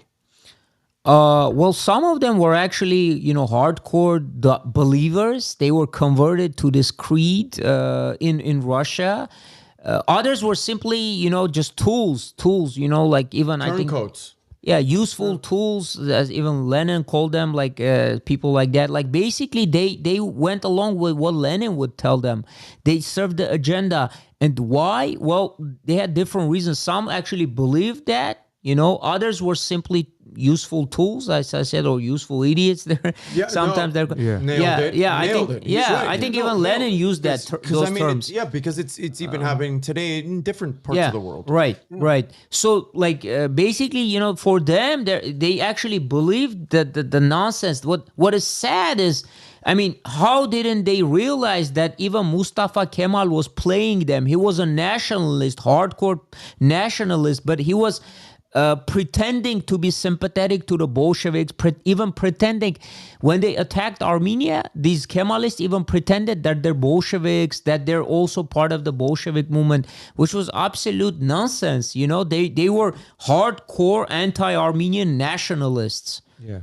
And the Bolsheviks sided with them. So my, question would be to these so-called leaders of Armenian Bolsheviks, how could you support such a monster against your... They would even spread these flyers, this kind of propaganda in Armenian troops saying, don't fight the Turks, don't resist them. They're coming to save us. They're coming to help us. Well, the obvious thought would be there were some sort of incentives for these factions or for these groups. Well, a lot of the times they were simply funded. I mean, Lenin had these funds.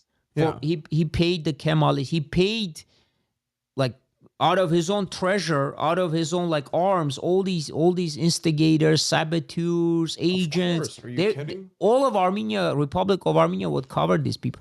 And incidentally, once the Kemalists came and occupied, they slaughtered around 100 to 200,000 Armenians. During the occupation period from late 1922, they remained in parts of Armenia as late as April of 1921. For those 5 months, they slaughtered some 150 to 200,000 Armenians. And these Bolsheviks, again, didn't have a reality check of what is going on. Like, after all of these so-called Armenian Bolshevik leaders, I'm not going to blame someone like Lenin, who could care less about the fate of Armenia and the Armenian people, He could care less. He said, like, if I have to destroy half of the world to have my proletariat revolution, I'll do it. Yeah, he did say that. Yeah. So it's like, but these turncoats, like you're right, it basically like a fifth column, inside of Armenia. Yeah. Well, I mean, I try to, put myself in their position and just from the human side and understand you had this Armenia that was giving back to you the lands that that are ours historically, indigenous people, and all of a sudden you fall for this propaganda and give away all that to what it is now. I mean, and what was your gain? What would they? It's like, when you do things. I can speak from as a man. Everything I do in my life, I think about, okay, how is this going to affect me? It's like a butterfly effect, right? Whatever I do, the choices I make, it's going to affect not just me. It's going to affect the people around me, my children, my wife, my friends, my family, everybody that I associate with. So to be so short-sighted and to make that decision to fall for whatever it was greed or usually it's greed, or ego, where they were going to be like, oh, I'm going to be a general part of this and this and that. But look at what it led to. Right. But again, to your point, you're thinking about something that's going to benefit you, your family, and your immediate surrounding, right? These people at the time, and this is based off of assumption. I can't put myself in that time period. I wasn't born then. These people were either bribed with some sort of false ideology, right? Or they thought just like what you just said, but more in an egotistical sense, where it was just like, well, okay, so how is this going to benefit me, my family, the people who surround me, and let's say funded by my handlers? No, but when I say butterfly effect, I'm talking about it goes outside of just me, my family, and friends, because whatever affects they me, didn't let's think say it about affects a greater you. cause. Yeah, again, they didn't that's think what I'm about saying. the bigger cause, futuristic that's the cause. issue, yeah. That's the thing. They But if everyone short-sightedness, like you said. But listen, how many Bolsheviks? Obviously, this wasn't one man. This was multiple people that fell for this, right? Absolutely. So, okay. Absolutely. So let's take if 1,000 of them fell for it, and if that 1,000 of them, the butterfly effect goes, it reaches to hundreds of thousands, right? If 200,000 fell for it, same thing goes into the millions. That's the point. If you think that way, I think that way, he thinks that way, everybody thinks that way, then that's it. It's done. Of course. Correct? Okay. That's my point. So I just cannot understand. Yeah. And to add to that, Vic, you're absolutely right. The unfortunate thing, after the Bolsheviks, what remained of Armenia, this puppet state, I mean, obviously what Kemal took over, they eradicated any sense of Armenian, statehood. But in this puppet occupied, not recognized internationally Soviet Armenia, then they introduced all kinds of miseducation. All of this was covered up and hidden. And you had generations of Armenians who viewed these traitors as heroes. Absolutely. I mean, if you write what writes Anastas Mikoyan, for example, for them, he was lionized, he was hero. But when you actually open the archives and read what he was like, Armenia shouldn't be united, this territory shouldn't be given to Armenia, that's just an imperialist ploy. I mean, that's your homeland. Your people have been genocided, and you're saying, oh, since President Woodrow Wilson had signed it, that's an imperialist ploy against, working people. I mean, Mustafa Kemal is the man of the working, like he exterminated your people. His underlings exterminated another 200,000 Armenians, continuing the Armenian genocide in Eastern Armenia. So you're supporting this. This is the type of monsters these people were, and they were heroized and Listen, but you can't blame the people. You can't blame the people. Still, people today, they're still lionizing them. Bingo. Yeah. Well, bingo. That's to just this day, he's right. Yeah. He's absolutely right, because there's something about history that I've personally learned, and I'm not trying to get into this topic, maybe for some other podcast.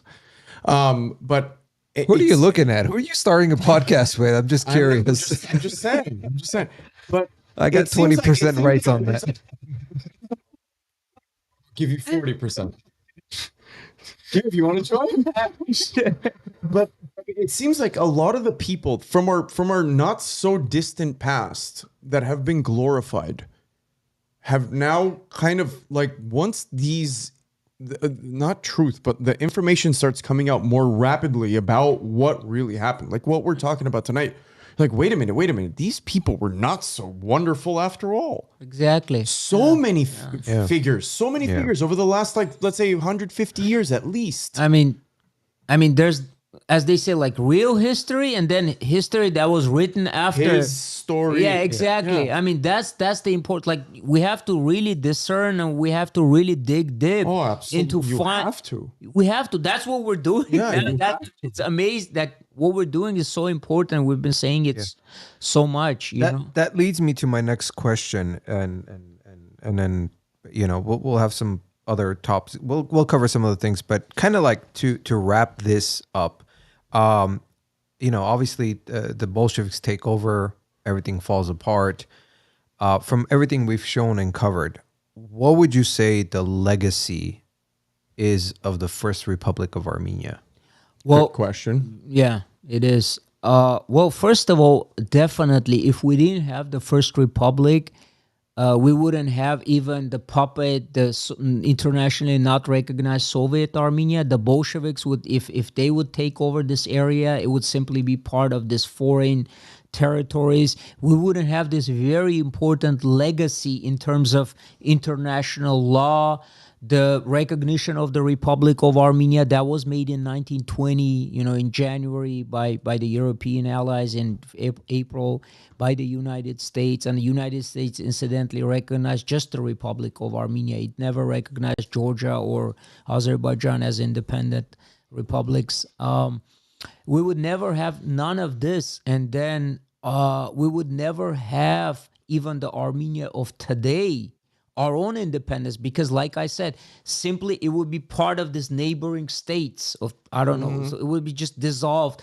The Bolsheviks, it will be part of, I don't know, Georgia, Azerbaijan, Turkey, whatever. Like, so it's so important that the Republic of Armenia we have today, the independent, even with all the challenges, even most, as we just found out, most of its territory being occupied, right, by Turkey and Azerbaijan, okay? So they should know, we should always point out, it's not Armenia's occupying other lands in Azerbaijan or whatever. It's the Azeris that are occupying, and the Turks also, the lawful territory of the Republic of Armenia. And that's affirmed by the League of Nations, because the League of Nations in 1920, it actually stated that those territories occupied by majority Armenian population, through a referendum, they get to decide what nation they want to be part of. Yeah. They want to be part of the Republic of Armenia. That's it. They don't want to be part of Azerbaijan. And when we say this, we have to make it clear this territory was not the Nagorno-Karabakh with these monsters, Nagorno Mountains, Karabakh, autonomous oblast drawn on a map by Stalin. It was a broader, larger territory that a lot of it was excluded from this autonomous Armenian region. Yeah. So to make the argument and to use the Stalin borders to affirm truths is absolutely against principles of international law and justice. You cannot make the argument like, how can you enforce the illegal occupation and partition of a sovereign nation recognized by the international community? How can you simply take that by a rogue nation, by a rogue regimes, rogue regimes? Yeah, absolutely. I mean, for example, for example, right? If you can even go there, Kosovo. Yeah, exactly. Kosovo. Yeah. What's like Kosovo? If anybody knows about the situation after the post-Yugoslavian, or for example, today, the annexation of Ukraine, for example, like you would say, oh, you know what? That's Russian territory because it's been annexed. But no, I mean, it's been recognized internationally as part of an independent nation. You can't just feed into that illegal, aggressive annexation and occupation, which happened to the Republic of Armenia and was stated as such by the international community, by the United States, by various European powers, countries. So, this is very important. This is the legacy that it's the reality. I mean, even as you know, even our flag, our coat of arms, our anthem, it's all based on the anthem, the coat of arms, the flags of the First Republic. Yeah. So obviously, today's Republic of Armenia is the legal successor of the First Republic. It should always pursue that. And not only through the flag, the coat of arms, and the anthem, but also legally through international law, first and foremost, through arbitral award of President Woodrow Wilson, which affirms that only would help us internationally on the legal stage, on the diplomatic stage. It would not weaken us, because you hear these voices that say, oh, come on, that we don't need that now. Remember, we had the earlier questions. Why do we need that now? You need that. That would actually help you and strengthen you diplomatically. It would not weaken you. It was not threaten you. If Artsakh was recognized as part of the Republic of Armenia, Aliyev would think twice in 2020 to attack it. But we never did that. Artsakh never gained that recognition, so it was easily attacked. By our own country. You're talking about us recognizing Artsakh, Armenia recognizing Artsakh. Armenia, and also pushing the international community to recognize that Artsakh is an integral part of Armenia. So maybe they but it starts with Armenia. If Armenia never recognized it, not necessarily recognize that they didn't do enough. This is what I'm trying to say. You're right. Saying they didn't do like enough. you can even recognize it, but you have to exactly. You have to take diplomatic steps and have like agreement. For example, like France, for example, which has a very pro-Armenian, very policy, allied policy. It can say, well, okay, you can have this agreement, reach an agreement. This is what, like, if Armenia does it, like, for example, the next day we're going to do it, or like 2 hours later, France would do that. Through diplomatic channels, you have to reach that consensus. But you haven't done your homework. You haven't reached that level. Okay. We just basically slept at the wheel, and let the war happen as it is. We didn't protect us. Yeah, exactly. So I don't think that's the case. I think there was more involved, and of course there was more involved. Just like it all has to do with money, greed, and that. Us Armenians have this. John, you're not just dealing with like one or two nations. You're dealing with. God, I mean, of course, I understand. Involved with this part of the world. Absolutely. But we had, like Gevork said, we have so much evidence and proof to have diplomatic rights to do these moves and come out as a winner. And we never used it. But because there's always outside influence. We are always holding the hand of. The question is, and I hate to back this question, but it's true. What do they have to gain from us?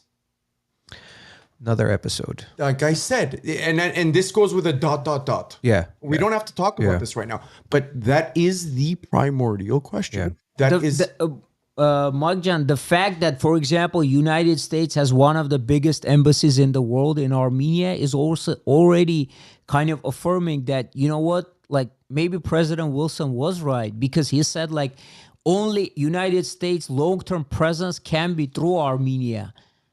Middle East would remain unstable for long time, because you can never have, and there were people saying, oh no, Turkey is this secular Islamic country. I mean, history proved that there's no such a thing as a secular Islamic country. I'm sorry. Do you think today's Russia is different from the Bolshevik movement as far as claiming to be our friend, and obviously we know they've backstabbed us so many times, right. Especially now we see them holding hands with Aliyev and everything. Absolutely. Putin's Russia is in, cahoots with Erdogan, with Aliyev. He has great, and it's like because it's authoritarian country, one man decides a lot. I mean, unfortunately, I cannot even say Russia, because he's the decider, He decides on those things. But he also there's a lot of like Turkish agents and things like that. I mean, openly they're just basically like using soft power in the Kremlin, in the halls of the Kremlin, to sort of like influence him. And he kind of went along with that. The Turks have done what we haven't done for many times. They slowly but surely they built up this sort of like agenda. And we talked about earlier, you can be sure about it. Even the attack on Artsakh was coordinated years before it happened. Yeah. Erdogan, so there was this deal, this package deal that, you know, they agreed to, and Artsakh was part of that package deal, that which was against us, against our interests. Yeah. So everything that we presented to our audience, everything we talked about, and obviously you're going to be back. We're going to be covering the Armenian American side of things, and then we're going to talk about the Armenian question. So we got 2 more episodes with you, and then we obviously have our live event. A lot more of them. Live event. And the reason why we want to do this is we want to take advantage of the situation to get all this information out, because when you guys come to our live event, by the way, only 2 of you have scanned that QR code. It's up in the corner. Scan it. Go purchase your tickets.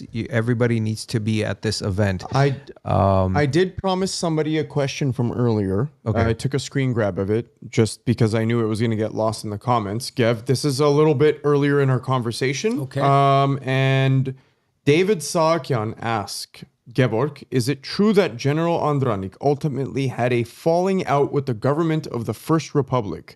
If so, what was the reason? Okay, that's a good question. We actually kind of covered that in the General Andranik episode, so I recommend him. Was it David Saakyan? David, I recommend David. You watch the Mer Hersoner. It was about a 2.5 hour episode on General Andranik. I do cover that part in detail, but I will briefly say. Just briefly. Yeah. Well, kind of he did, because as I talked, he was against the Treaty of Batum. He never, trusted the Turks very firmly. Not only trusted, obviously resented what they had done to Armenia and what we're continuing to do. So his main issue was initially, he had like disagreements with the ARF, the leading party at that time of the Republic of Armenia. Even before that, when they started, doing things like collaboration, etc.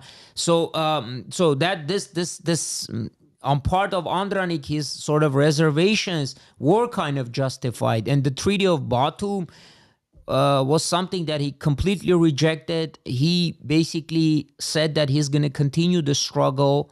He did that. He had the striking division, the Armenian striking division, which operated in Syunik, Nakhichevan, and Artsakh. He was actually about to enter Artsakh, but he was turned back. Promised that Artsakh, through self-determination, through a referendum, would actually be part of the Republic of Armenia, and that's what League of Nations decided upon. So yes, he kind of did that. Then in 1919, on April 27, 1919, he left Armenia on a train from Vagar-Shapat. He basically disbanded his division, his fighting men, laid down their arms. Some joined the forces of the regular army of the Republic of Armenia. He sold his horses, arms, but he never stopped closely working with the Republic of Armenia's government. Right. So it's not totally true that he totally disconnected. He continued to work through the national delegation. He was very close with Boris Nubar. So he continued to working with the national delegation. At one point, he was a prominent member of the ARF, but later, as I said, because of he believed that they could never be compromised with those that basically carried out the genocide and all those massacres. He was firm on that. But then he continued his work with the national delegation, and then he even in the United States from until early 1920s, even 1921, he continued to raise funds for the Armenian army.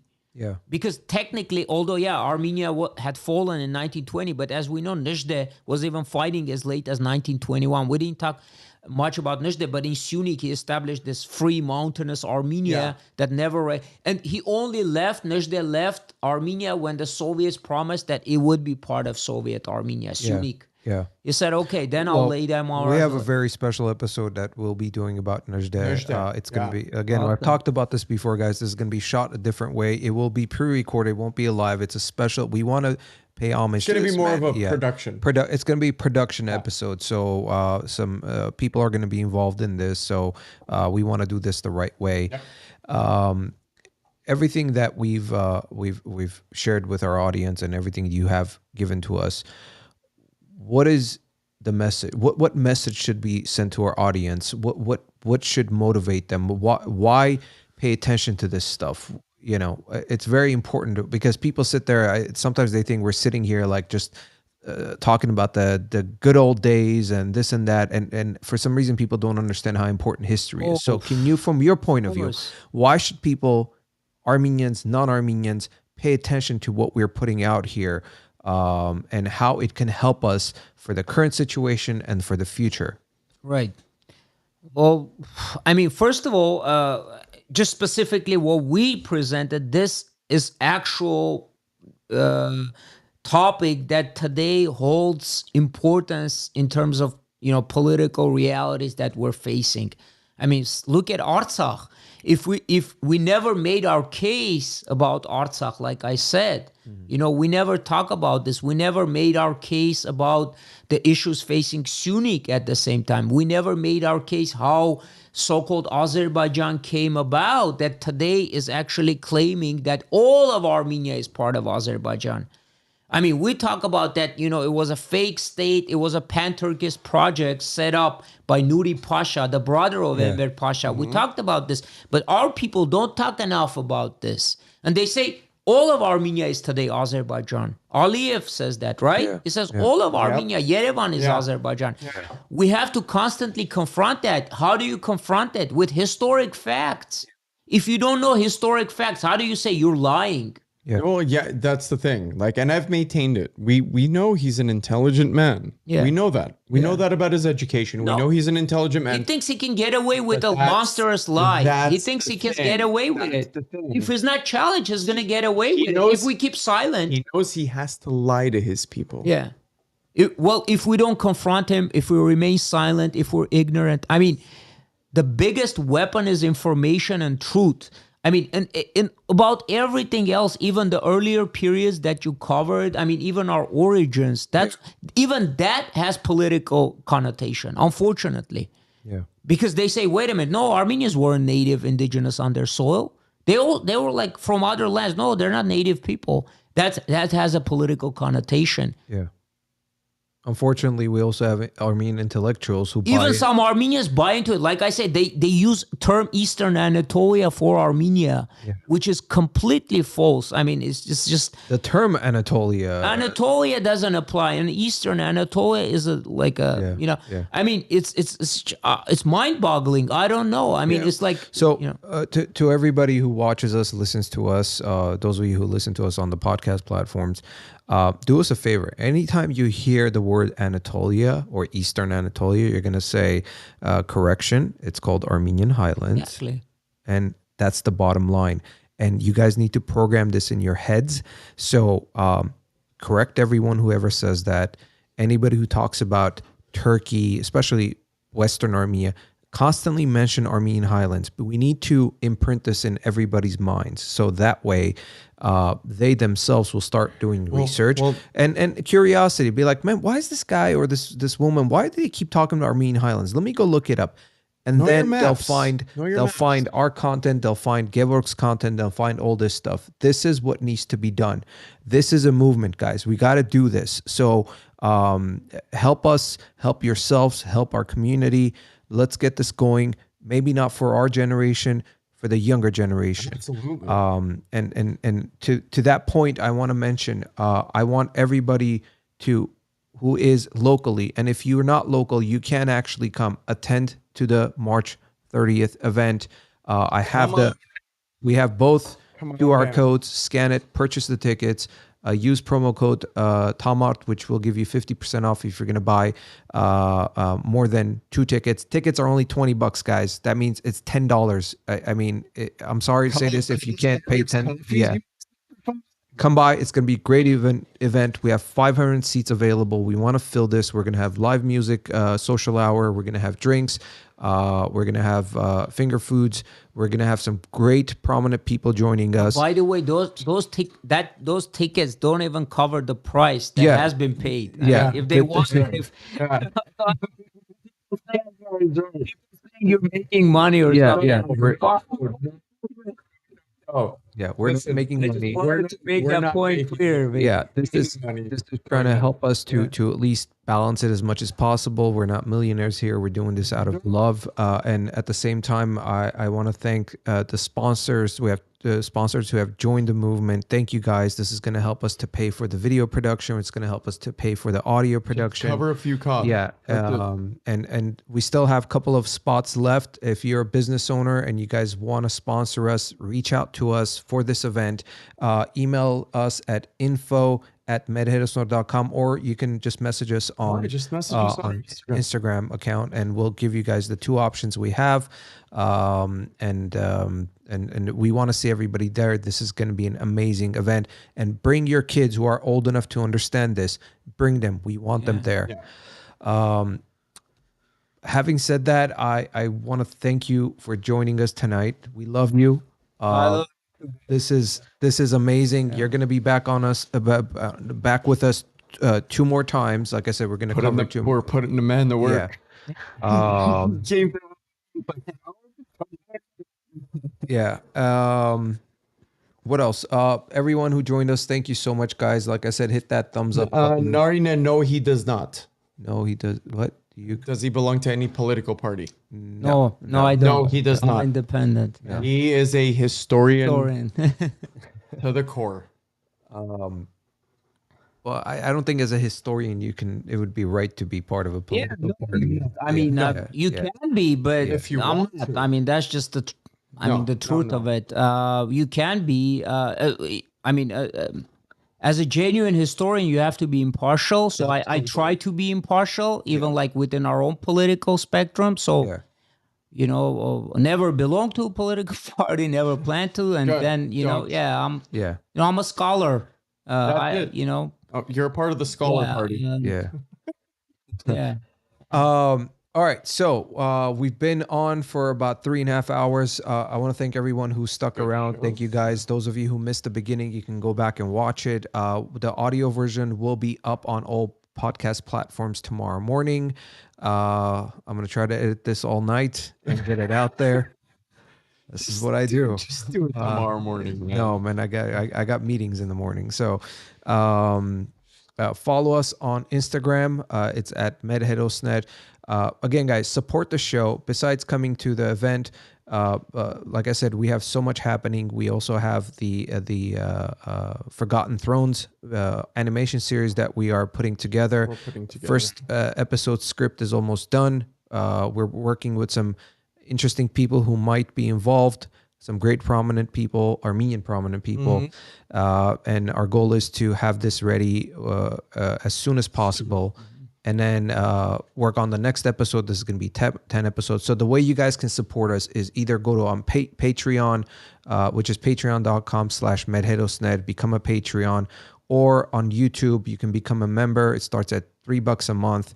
I'm sure a lot of you can afford that, or $5 a month starting at Patreon. And we're going to take all this and use it for these amazing projects. To those of you who are listening to us, who are school teachers or might be involved in Armenian schools, please spread the word about the podcast and about the event. Like I said, I can't stress this enough how important it is for people to be at this event. Because if this is successful, we have multiple. We're going to do this over and over with not just Gevork, with other people with knowledge. Yeah, not just with Gevork. Obviously, we're going to have other intelligent, prominent historians, Armenian historians, non-Armenian. Our goal is to involve the non-Armenian community in this as well, and have a healthy dialogue. Exactly. And just as importantly, please understand to those people that say, okay, why? I mean, we can do all of this in Armenian, but the point is also, especially the new generation Armenians, that unfortunately, they're more fluent. Which is okay. They're fluent in English. We can't lose those people. There are.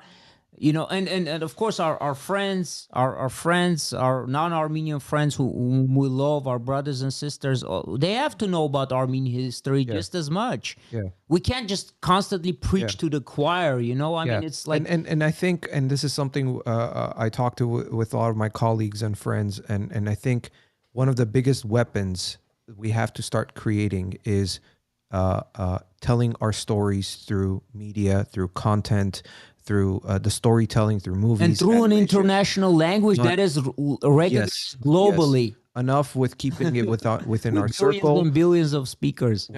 We've kept it within our circle for hundreds of years now. And what has it gotten us? Okay, we can tell the story to ourselves. Fine, we know it, but we need to get it out to the world. So those of you who are creatives, hey, reach out to us. Maybe we can help you. You got a story to tell. Anything. We can all help each it other. has to have an Armenian element and get it out there. We have the talent. We have the people who can help us fund these things. It's out there. But besides that, again, I want to thank everybody who joined us tonight. Gevork, thank you again. We'll have you back in a couple of weeks again. As we always say at the end of every show, respect one another. Love one another. And till the next episode, take care of yourselves.